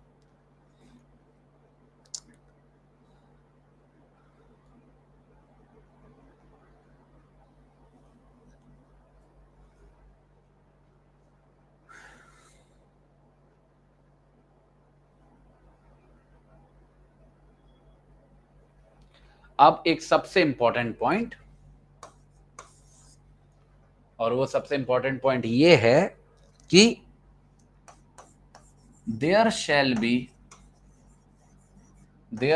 B a council of ministers with chief minister at the head to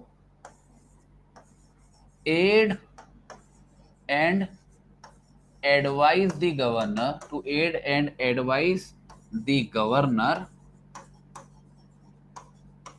in exercise of the executive power of the state, in exercise of the executive power of the state, except, ध्यान से सुनना, except when the governor is required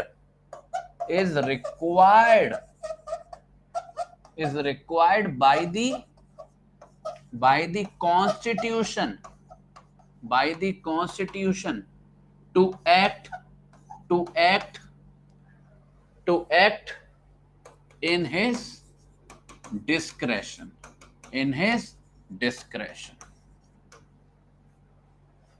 देखो, एक council of minister होगी chief minister के साथ, जिसका काम होगा कि वो गवर्नर को एड करेगी और एडवाइस करेगी उसके एग्जीक्यूटिव पावर को एक्सरसाइज करने में।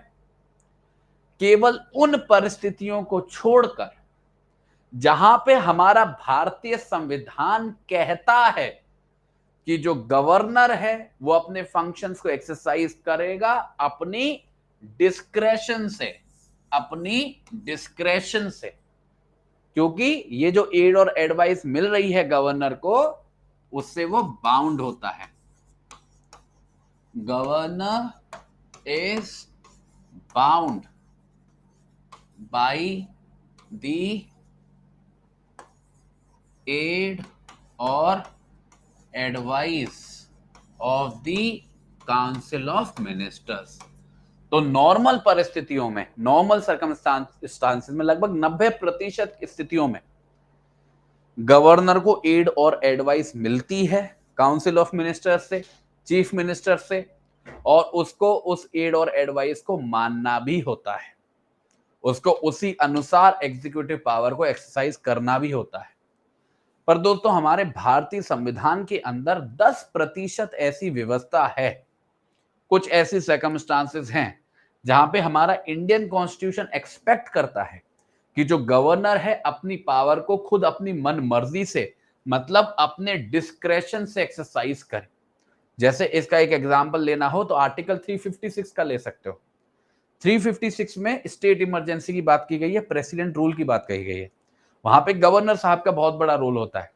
अगर गवर्नर साहब को कभी भी ऐसा लगता है कि जिस राज्य के वो गवर्नर हैं उस राज्य की सरकार भारतीय संविधान के अनुसार नहीं चलाई जा रही है या फिर नहीं चलाई जा सकती है, तो वो प्रेसिडेंट साहब को एक रिपोर्ट भेजते हैं जिसमें वो प्रेसिडेंट साहब को ये सजेशन देते हैं कि हमारे राज्य के अंदर प्रेसिडेंट रूल लगा दो। तो ये जो रिपोर्ट भेजने वाली प्रक्रिया है, ये जो उनका फंक्शन है, ये जो जिम्मेदारी दी गई है उनको आर्टिकल 356 के अंदर, ये एक ऐसी जिम्मेदारी है जो गवर्नर अपने खुद के डिस्क्रेशन से एक्सरसाइज करते हैं, ना कि किसी काउंसिल ऑफ मिनिस्टर या चीफ मिनिस्टर के कहने पर।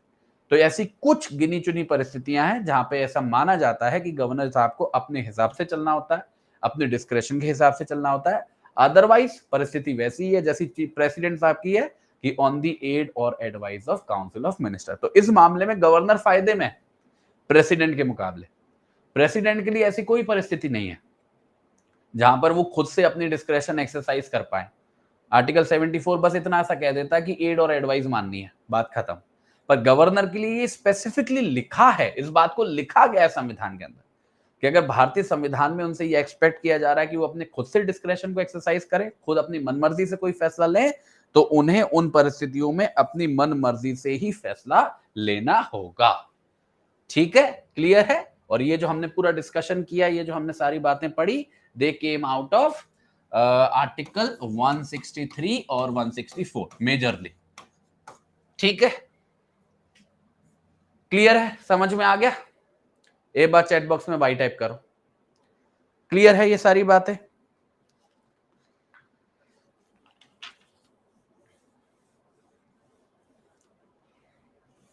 ठीक है, अब दोस्तों मैं आपको ले चल रहा हूं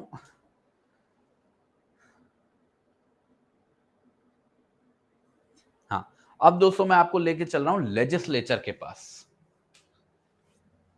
स्टेट लेजिस्लेचर के पास, स्टेट लेजिस्लेचर के पास।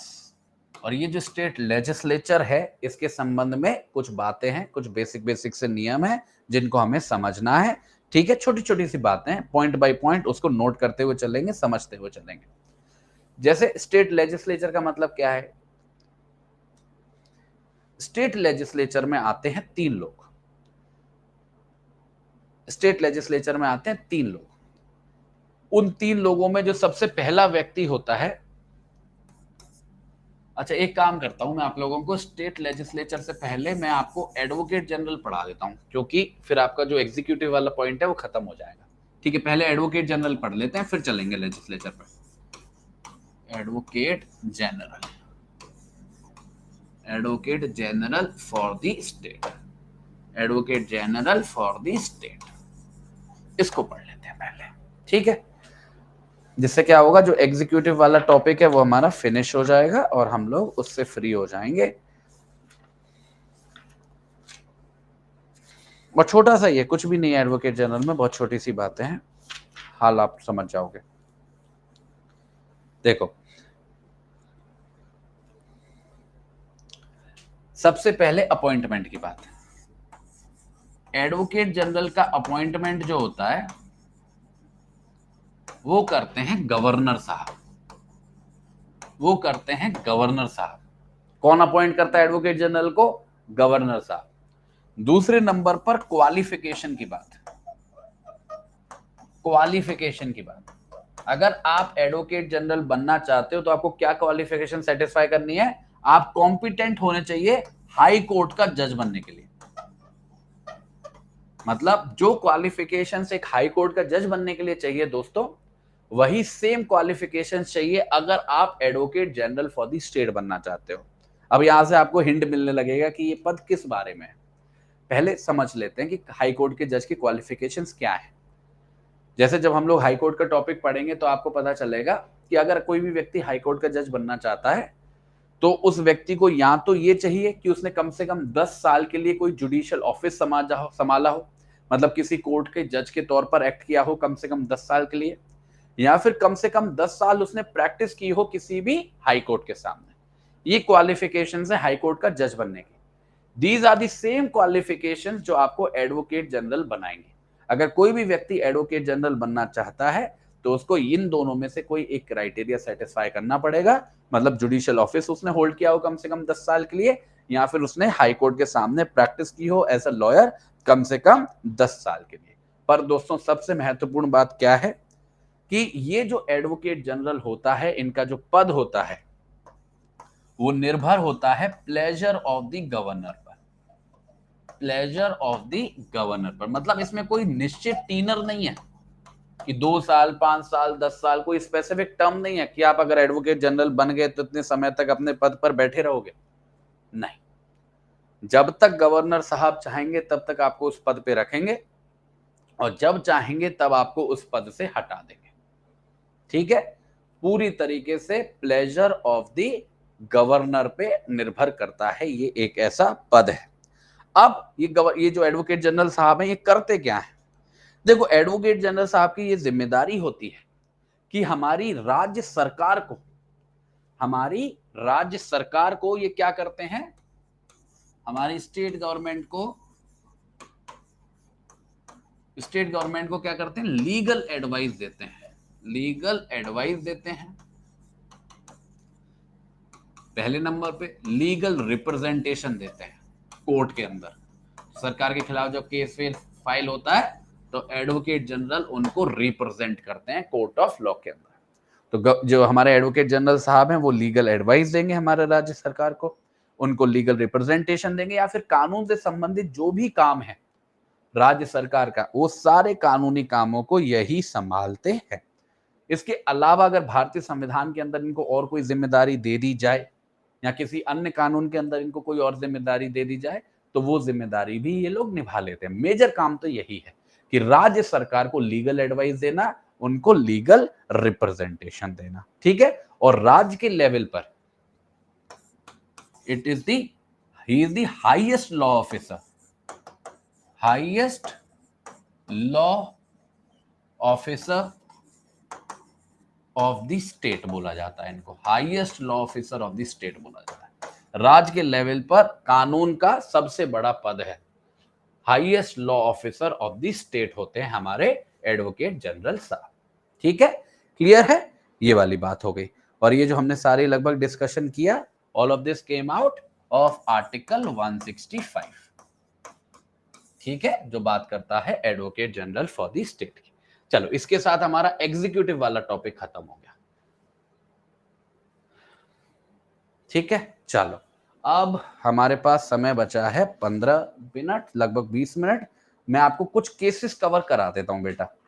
आज मैं आप लोगों के लिए केसेस लेके आया हूं जिनको हमें समझना है, तो उनको फटाफट से कवर कर लेते हैं। देखो, आपको याद होगा मैंने एक केस आपको पढ़ाया था, हल्का सा उसका रेफरेंस दिया था, उस केस का नाम था DC Wadhwa versus state of Bihar. लिख देता हूं यहां पे केस लॉस। सबसे पहला DC Wadhwa versus state of Bihar का जजमेंट बहुत इंपॉर्टेंट जजमेंट है। मान लो अगर ऑर्डिनेंस पे क्वेश्चन आया है तो ये जजमेंट आपको लिखना ही लिखना है। 1987 का जजमेंट है सुप्रीम कोर्ट का, और ये क्या कहता है उसको समझते हैं। सुप्रीम कोर्ट इस केस में बोलता है कि बार बार जो ऑर्डिनेंसेस को रीप्रोमुलगेट किया जाता है बिना कोशिश किए कि उनका कानून बना दिया जाए, ये हमारे भारतीय संविधान की तरह हमारे भारतीय संविधान के लिए फ्रॉड माना जाएगा। और ऐसा अगर रीप्रोमुलगेशन बार बार हो रहा है तो कोर्ट उसको स्ट्रक डाउन कर देगा। ठीक है, और समझाया कि ऑर्डिनेंस की ये जो पावर है ये एक एक्सेप्शनल पावर है जो केवल ऐसी परिस्थितियों में ही यूज करनी चाहिए जब उनको यूज करना जरूरी हो। ये कानून का सब्स्टिट्यूट नहीं बन सकती है, ये कानून का सब्स्टिट्यूट नहीं बन सकती है। तो देखो, तो इस केस के अंदर सबसे पहले कोर्ट ने बोला कि successive promulgation of ordinances without converting them into law is a fraud। ये शब्द याद रखना बच्चे, लिख के आना है आप लोगों को।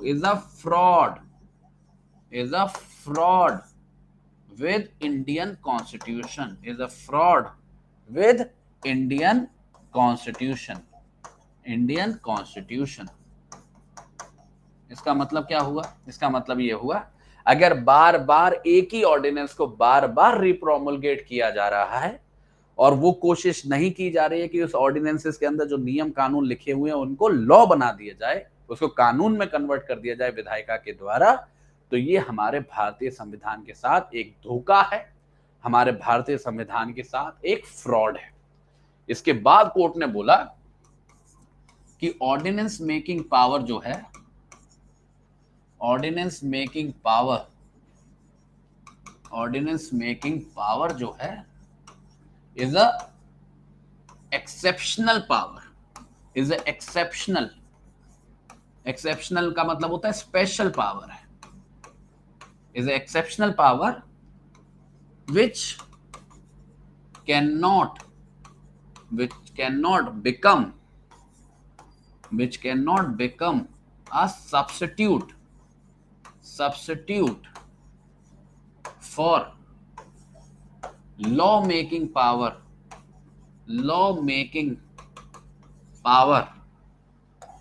of the legislature, मतलब ऑर्डिनेंस बनाने की ये जो पावर दी गई है गवर्नर साहब को या प्रेसिडेंट साहब को, ये एक स्पेशल पावर है, एक्सेप्शनल पावर है, किसी स्पेसिफिक परिस्थिति से डील करने के लिए। ये सब्स्टिट्यूट नहीं बन सकती है उस लेजिस्लेटिव पावर का जो हमारी पार्लियामेंट एक्सरसाइज करती है, लेजिस्लेटिव असेंबली एक्सरसाइज करती है। ऐसा नहीं है कि वो अपना काम छोड़कर ऑर्डिनेंसेस पे ही निर्भर करने लगे, तो सब्स्टिट्यूशन की बात नहीं है, ये एक एक्सेप्शनल पावर है जो केवल कुछ ही गिनी चुनी परिस्थितियों में ही इस्तेमाल की जानी चाहिए। ठीक है, क्लियर है? जैसे इस केस में क्या हुआ था कि बिहार के अंदर एक ही ऑर्डिनेंस को 256 बार, इमेजिन 256 टाइम्स रीप्रोमुलगेट किया गया था, 256 बार। देख रहे हो कि जब मिसयूज पे उतर आती है सरकार तो क्या कर सकती है। इसलिए इतना गुस्सा फूटा, इसलिए इतनी क्लैरिटी देनी पड़ी। ठीक है, समझ गए? ये दोस्तों हमारा आज का हो गया पहला जजमेंट। दूसरा जजमेंट है R K Garg versus union of India.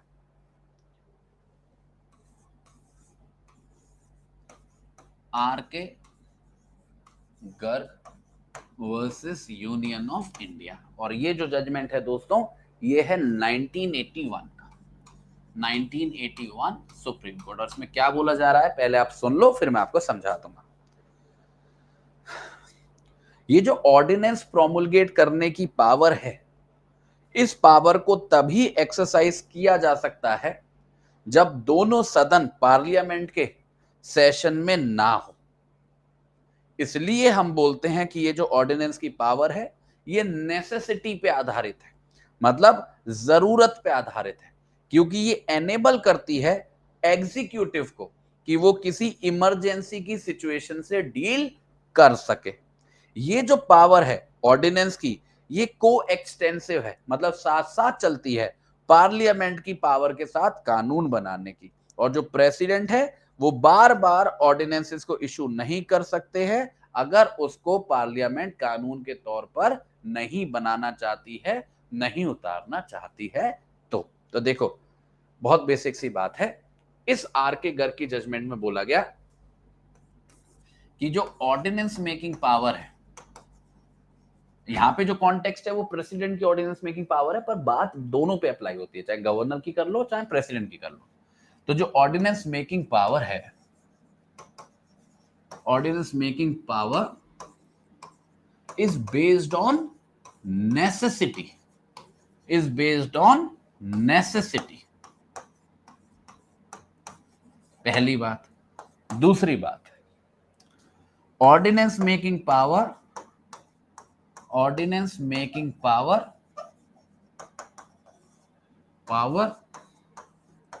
is coextensive, is coextensive। Coextensive का मतलब होता है कि साथ साथ एग्जिस्ट करती है। Coextensive with the power of the legislature, power of the legislature. इनको समझते हैं। पहली बात, नेसेसिटी पे आधारित है, मतलब ऑर्डिनेंस बनाने की जो आपको पावर दी है, जो एग्जीक्यूटिव को पावर दी है, वो क्यों दी है? क्योंकि वो जरूरत पे आधारित है कि भाई पार्लियामेंट सेशन में नहीं है, किसी कानून की बहुत ज्यादा जरूरत है, तो आप ऑर्डिनेंस जारी कर दो। सीधी बात है। तो जब हम ऑर्डिनेंस जारी कर रहे हैं और ऑर्डिनेंस के आधार पर कोई नियम कानून लागू कर रहे हैं, तो हमें समझना होगा वो केवल उस नेसेसिटी की सिचुएशन से डील करने के लिए, वो इमरजेंसी वाली सिचुएशन से डील करने के लिए। आप ऑर्डिनेंसेस का इस्तेमाल नॉर्मल परिस्थितियों में नहीं कर सकते हो, जहां पे कोई नेसेसिटी है ही नहीं, या फिर जहां पे कोई इमरजेंसी है ही नहीं। इमरजेंसी की सिचुएशन का होना, नेसेसिटी का होना फंडामेंटल रिक्वायरमेंट है ऑर्डिनेंस की पावर को एक्सरसाइज करने के लिए। ये पहला पॉइंट आर के गर्ग का। दूसरा पॉइंट, ये जो ऑर्डिनेंस मेकिंग पावर है हमारे प्रेसिडेंट की या फिर गवर्नर की, ये को एग्जिस्ट करती है लेजिस्लेचर की पावर से लॉ बनाने की। पर फिर भी लॉ बनेगा, लॉ के लिए जो डिफॉल्ट तरीका है, कानून बनाने का जो डिफॉल्ट तरीका है, वो लेजिस्लेचर ही है। जैसा अभी हमने पढ़ा इस पिछले जजमेंट के अंदर, डीसी वाधवा के अंदर, कि जो लेजिस्लेचर की पावर है उसका सब्स्टिट्यूशन नहीं है ऑर्डिनेंस मेकिंग पावर। दोनों को एग्जिस्ट करती हैं, और ऑर्डिनेंस नेसेसिटी पे आधारित है तब काम आती है, और लेजिस्लेचर की जो पावर है वो नॉर्मल परिस्थितियों में काम आती है।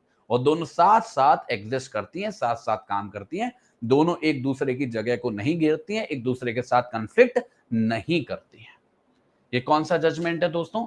याद कर लो, are K Garg versus union of India. ठीक है, क्लियर है, ये वाली बात समझ में आ गई। एक मैंने आपको जया बच्चन वाला जजमेंट पढ़ाया था, आपको नोट करा देता हूं क्योंकि ये बड़ा इंपॉर्टेंट जजमेंट है। अच्छा, पेज भी खत्म हो गया आज तो सच में लग रहा है कि पढ़ाई हुई है ना? तो यहां पे लिख दे रहा हूं, ठीक है, यहां पे लिख दे रहा हूं तीसरा judgment, Jaya Bachchan versus union of India. इस जजमेंट के अंदर आपको एक बात याद रखनी है सबसे जरूरी, 2006 सुप्रीम कोर्ट की, इसमें यह बोला गया था कि क्या जरूरी है, ऑफिस ऑफ प्रॉफिट एक ऐसा ऑफिस होता है जिससे प्रॉफिट आ सकता है, जिससे प्रॉफिट आ सकता है, प्रॉफिट लिया जा रहा है ये जरूरी नहीं। ठीक है, हम देखते हैं capability of office, capability ability of office of yielding the profit, of yielding the profit, yielding का मतलब होता है देना, of yielding the profit। अगर ऑफिस केपेबल है बेनिफिट को देने के लिए तो वो ऑफिस ऑफ प्रॉफिट है, फिर चाहे उस बेनिफिट को लिया जाए चाहे ना लिया जाए। आपको बड़ी छोटी सी बात लगने लगी होगी क्योंकि मैंने इसको कई बार दोहरा दिया है, पर ये बहुत बड़ी बात है, बहुत बड़ा नियम है हमारे ऑफिस ऑफ प्रॉफिट के कॉन्सेप्ट को समझने का। ठीक है, एक ये जजमेंट हो गई, बस एक और जजमेंट है बेटा, इसके बाद छुट्टी हो जाएगी आपकी। ठीक है, अगले जजमेंट का नाम है Keisham Meghachandra Singh versus speaker of Manipur. आखिरी जजमेंट है, इसमें स्पेस देख लेते हैं कहीं हमको मिल जाए। हाँ, यहां पे लिखवा दे रहा हूं, ठीक है। हाँ, तीसरी जजमेंट थी ये, यहां पे लिखवा दे रहा हूं। फोर्थ जजमेंट लिख दे रहा हूं, ठीक है। फोर्थ जजमेंट, जजमेंट का नाम है Keisham Meghachandra, Keisham Meghachandra, Keisham Meghachandra versus speaker of Manipur. और देखिए ये जजमेंट पढ़ा रहा हूं मैं इसलिए क्योंकि ये लेटेस्ट है, नई जजमेंट है और इसके अंदर बहुत महत्वपूर्ण बात कही गई है। 2020 की जजमेंट है सुप्रीम कोर्ट की, और इसमें क्या बोला जा रहा है पहले सुन लो। लेजिस्लेटिव असेंबली का जो स्पीकर है, लेजिस्लेटिव असेंबली का जो स्पीकर है, उसकी ये जिम्मेदारी है कि अगर कभी भी उसके सामने किसी भी मेंबर को डिस्क्वालीफाई करने की पेटिशन दाखिल की जाती है तो उसको उस पेटिशन को डिसाइड करना होता है 10th शेड्यूल के अंदर 3 महीनों में। मतलब उस स्पीकर के पास केवल और केवल 3 महीनों का समय होता है, 3 महीनों के बाद वो उस फैसले को नहीं दे सकता है। ठीक है, ये बहुत जरूरी है। केवल और केवल एक्सेप्शनल सिनेरियो में हम उसको 3 महीने से ज्यादा का समय देंगे, वरना हम उसको ये कहेंगे कि उसे 3 महीने के अंदर ही अपना फैसला सुनाना होगा। देखो आपको याद होगा हम लोगों ने 10th शेड्यूल पढ़ा था, डिफेक्शन लॉ की बात करी थी, और मैंने आपको बताया था कि कोई भी व्यक्ति है जो एक पार्टी से जीत के आया वो दूसरी पार्टी में चला जाए, इंडिपेंडेंट बन के आया है पार्टी ज्वाइन कर ले, नॉमिनेटेड बंदा है पार्टी ज्वाइन कर ले, या कोई व्यक्ति अपने पार्टी में रहते रहते पार्टी का कहना ना माने, ये सारे कौन से ग्राउंड्स हैं डिफेक्शन लॉ के। वो डिफेक्शन लॉ के अंदर जो 10th शेड्यूल में दिया गया हमारे इंडियन कॉन्स्टिट्यूशन के, उसको डिस्क्वालीफाई कर देते हैं। डिस्क्वालिफिकेशन के संबंध में डिफेक्शन के आधार पर किसके पास पावर है? स्पीकर के पास पावर है, अगर वो लोकसभा का मेंबर है। और अगर वो राज्यसभा का मेंबर है तो किसके पास पावर होती है? चेयरमैन के पास। और अगर स्टेट लेजिस्लेटिव असेंबली का मेंबर है तो जो असेंबली का स्पीकर है उसके पास पावर होती है। तो कभी भी मान लीजिए शिकायत हुई किसी भी व्यक्ति की कि इसने 10th शेड्यूल का वायलेशन किया है, ये इसको डिस्क्वालीफाई करना चाहिए हमको 10th शेड्यूल के अंदर, ऐसी शिकायत पहुंची स्पीकर के पास, इसी को बोलते हैं हम लोग, किसको क्या बोलते हैं? Disqualification petition. जब भी ऐसी कोई पेटिशन आती है किसी भी स्पीकर के पास, उसके पास 3 महीनों का समय है। यहां पे लिख दे रहा हूं, a disqualification petition, disqualification petition under 10th schedule, under 10th schedule must be decided within 3 months, within 3 months, 3 महीनों के अंदर उस पर फैसला आ जाना चाहिए। अब आप सभी सोच रहे होंगे कि सर ये कहना क्यों पड़ रहा है? देखो पॉलिटिक्स चलती है बेटा हर जगह, समझना। स्पीकर कैसे चुना जाता है? सदन के ही लोग चुनते हैं स्पीकर को।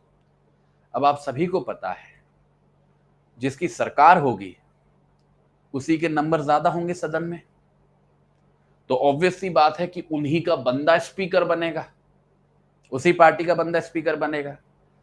अब पॉलिटिक्स क्या होती है कि जब किसी अन्य पॉलिटिकल पार्टी के बंदे के खिलाफ शिकायत आती है तो स्पीकर बड़ा स्पीड से काम करता है, बहुत स्पीड से काम करता है, एकदम हाल फैसला, 10 दिन में फैसला, 15 दिन में फैसला।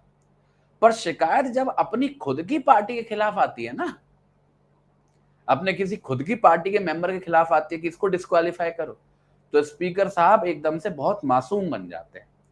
अचानक से उनको बहुत ज्यादा समय लगने लगता है छोटी छोटी चीजों को करने के लिए। और हमारे देश में ऐसी ऐसी परिस्थितियां हैं कि डिस्क्वालिफिकेशन पेटिशन पेंडिंग रही स्पीकर साहब पे सालों के लिए, साल गुजर गया, 2 साल गुजर गए, स्पीकर साहब फैसला ही नहीं ले पा रहे क्योंकि वो बंदा उनकी खुद की पार्टी का है। कॉन्स्टिट्यूशन में ऐसी कोई व्यवस्था थी नहीं, टाइम लिमिट बताई नहीं थी, तो फायदा उठा रहे हैं इस बात का। तो सुप्रीम कोर्ट ने कहा देखो ऐसा है, बहुत हो गया, ऐसा ऐसा बहुत हो गया, आपकी मनमानी, आप स्पीकर के पद पे बैठे हो, उस पद की गरिमा को समझो, आप केवल किसी पॉलिटिकल पार्टी के बंदे नहीं हो, आप इतने बड़े पद पे बैठे हुए हो। सुप्रीम कोर्ट ने बोला कि जब भी कोई डिस्क्वालिफिकेशन पेटिशन 10 शेड्यूल के अंदर स्पीकर के पास आती है, फिर वो चाहे किसी भी व्यक्ति के संबंध में हो, फिर वो चाहे किसी भी पार्टी का बंदा हो, ऐसे व्यक्ति के डिस्क्वालिफिकेशन के संबंध में स्पीकर को फैसला लेना होगा 3 महीनों के अंदर। जो भी फैसला हो वो 3 महीनों के अंदर फैसला ले। ये बेटा नाम लिखा हुआ है, रिपीट करने की जरूरत है। जो भी फैसला है वो 3 महीनों के अंदर ले, और केवल एक्सेप्शनल सिचुएशंस में, एक्सेप्शनल सिचुएशन मतलब कुछ आउट ऑफ द बॉक्स हो गया जिसकी वजह से शायद डिले हो गई, वो भी स्पीकर साहब को जस्टिफाई करना पड़ेगा कि क्यों डिले हो गई, क्या एक्सेप्शनल सर्कमस्टांस है। ठीक है, उन एक्सेप्शनल सिचुएशंस को छोड़कर आपको सब में 3 महीने के अंदर फैसला देना है। चलो मैं स्पेलिंग एक बार रीड आउट कर दे रहा हूं, पढ़ लो। KEISHAM Qeshm, MEGHA Chandra, Megha Chandra Singh versus speaker of Manipur. ठीक है, Qeshm Megha Chandra Singh versus speaker of Manipur. चलो इसी के साथ आपके दोस्तों केसेस भी हो गए आज। चलो अब बताओ मुझे फटाफट से, समझ में आया? अब किस किस को इंडियन कॉन्स्टिट्यूशन इजी लग रहा है? हाँ हाँ बस तो हो गया। मुझे बताओ इंडियन कॉन्स्टिट्यूशन किस किस को इजी लग रहा है? हाँ इजी लग रहा था, इजी ही है बेटा, इजी ही है, कठिन नहीं है। वो क्या है ना, पहली बार पढ़ रहे हो, पहली बार पढ़ रहे हो, दैट इज द रीजन, इसलिए लग रहा है, पर समझ में आना चाहिए। ठीक है, समझ में आ रहा है तो सब कुछ ठीक है, और उम्मीद है ये सारे पॉइंट्स आपने नोट कर लिए। अगर कहीं पे कोई बात मिसिंग हो गई है तो मैं इस पीपीटी को अपलोड करा दूंगा, आप उसको कर लेना, नोट जरूर कर लेना। तो कल हमारा जो डिस्कशन होगा वो स्टेट लेजिस्लेचर से शुरू होगा। स्टेट लेजिस्लेचर से जुड़ी हुई जो सारी बातें हैं उनको अच्छे से समझेंगे और अपने सफर को इसी तरीके से आगे बढ़ाएंगे। ठीक है, हाँ ठीक है बेटा, मेरी तरफ से पूरी कोशिश यही रहती है कि आप सभी लोगों को चीजें समझ में आ जाए। ठीक है, और मुझे लग भी रहा है काफी हद तक आपके सवाल वगैरह देख के, आपका रिस्पॉन्स देख के मैं समझ जाता हूं कि प्रोग्रेस जो है वो अच्छी चल रही है। बाकी थोड़ा भगवान पे भी छोड़ते हैं और थोड़ा समय पे भी छोड़ते हैं, समय के साथ सब कुछ हो जाता है। चलिए, बहुत बहुत धन्यवाद बच्चों आप सभी लोगों का मेरे साथ जुड़ने के लिए। कल दोबारा इसी समय पे फिर से मिलते हैं, अपने सफर को आगे बढ़ाते हैं। ठीक है, तब तक के लिए आज्ञा दीजिए, नमस्कार।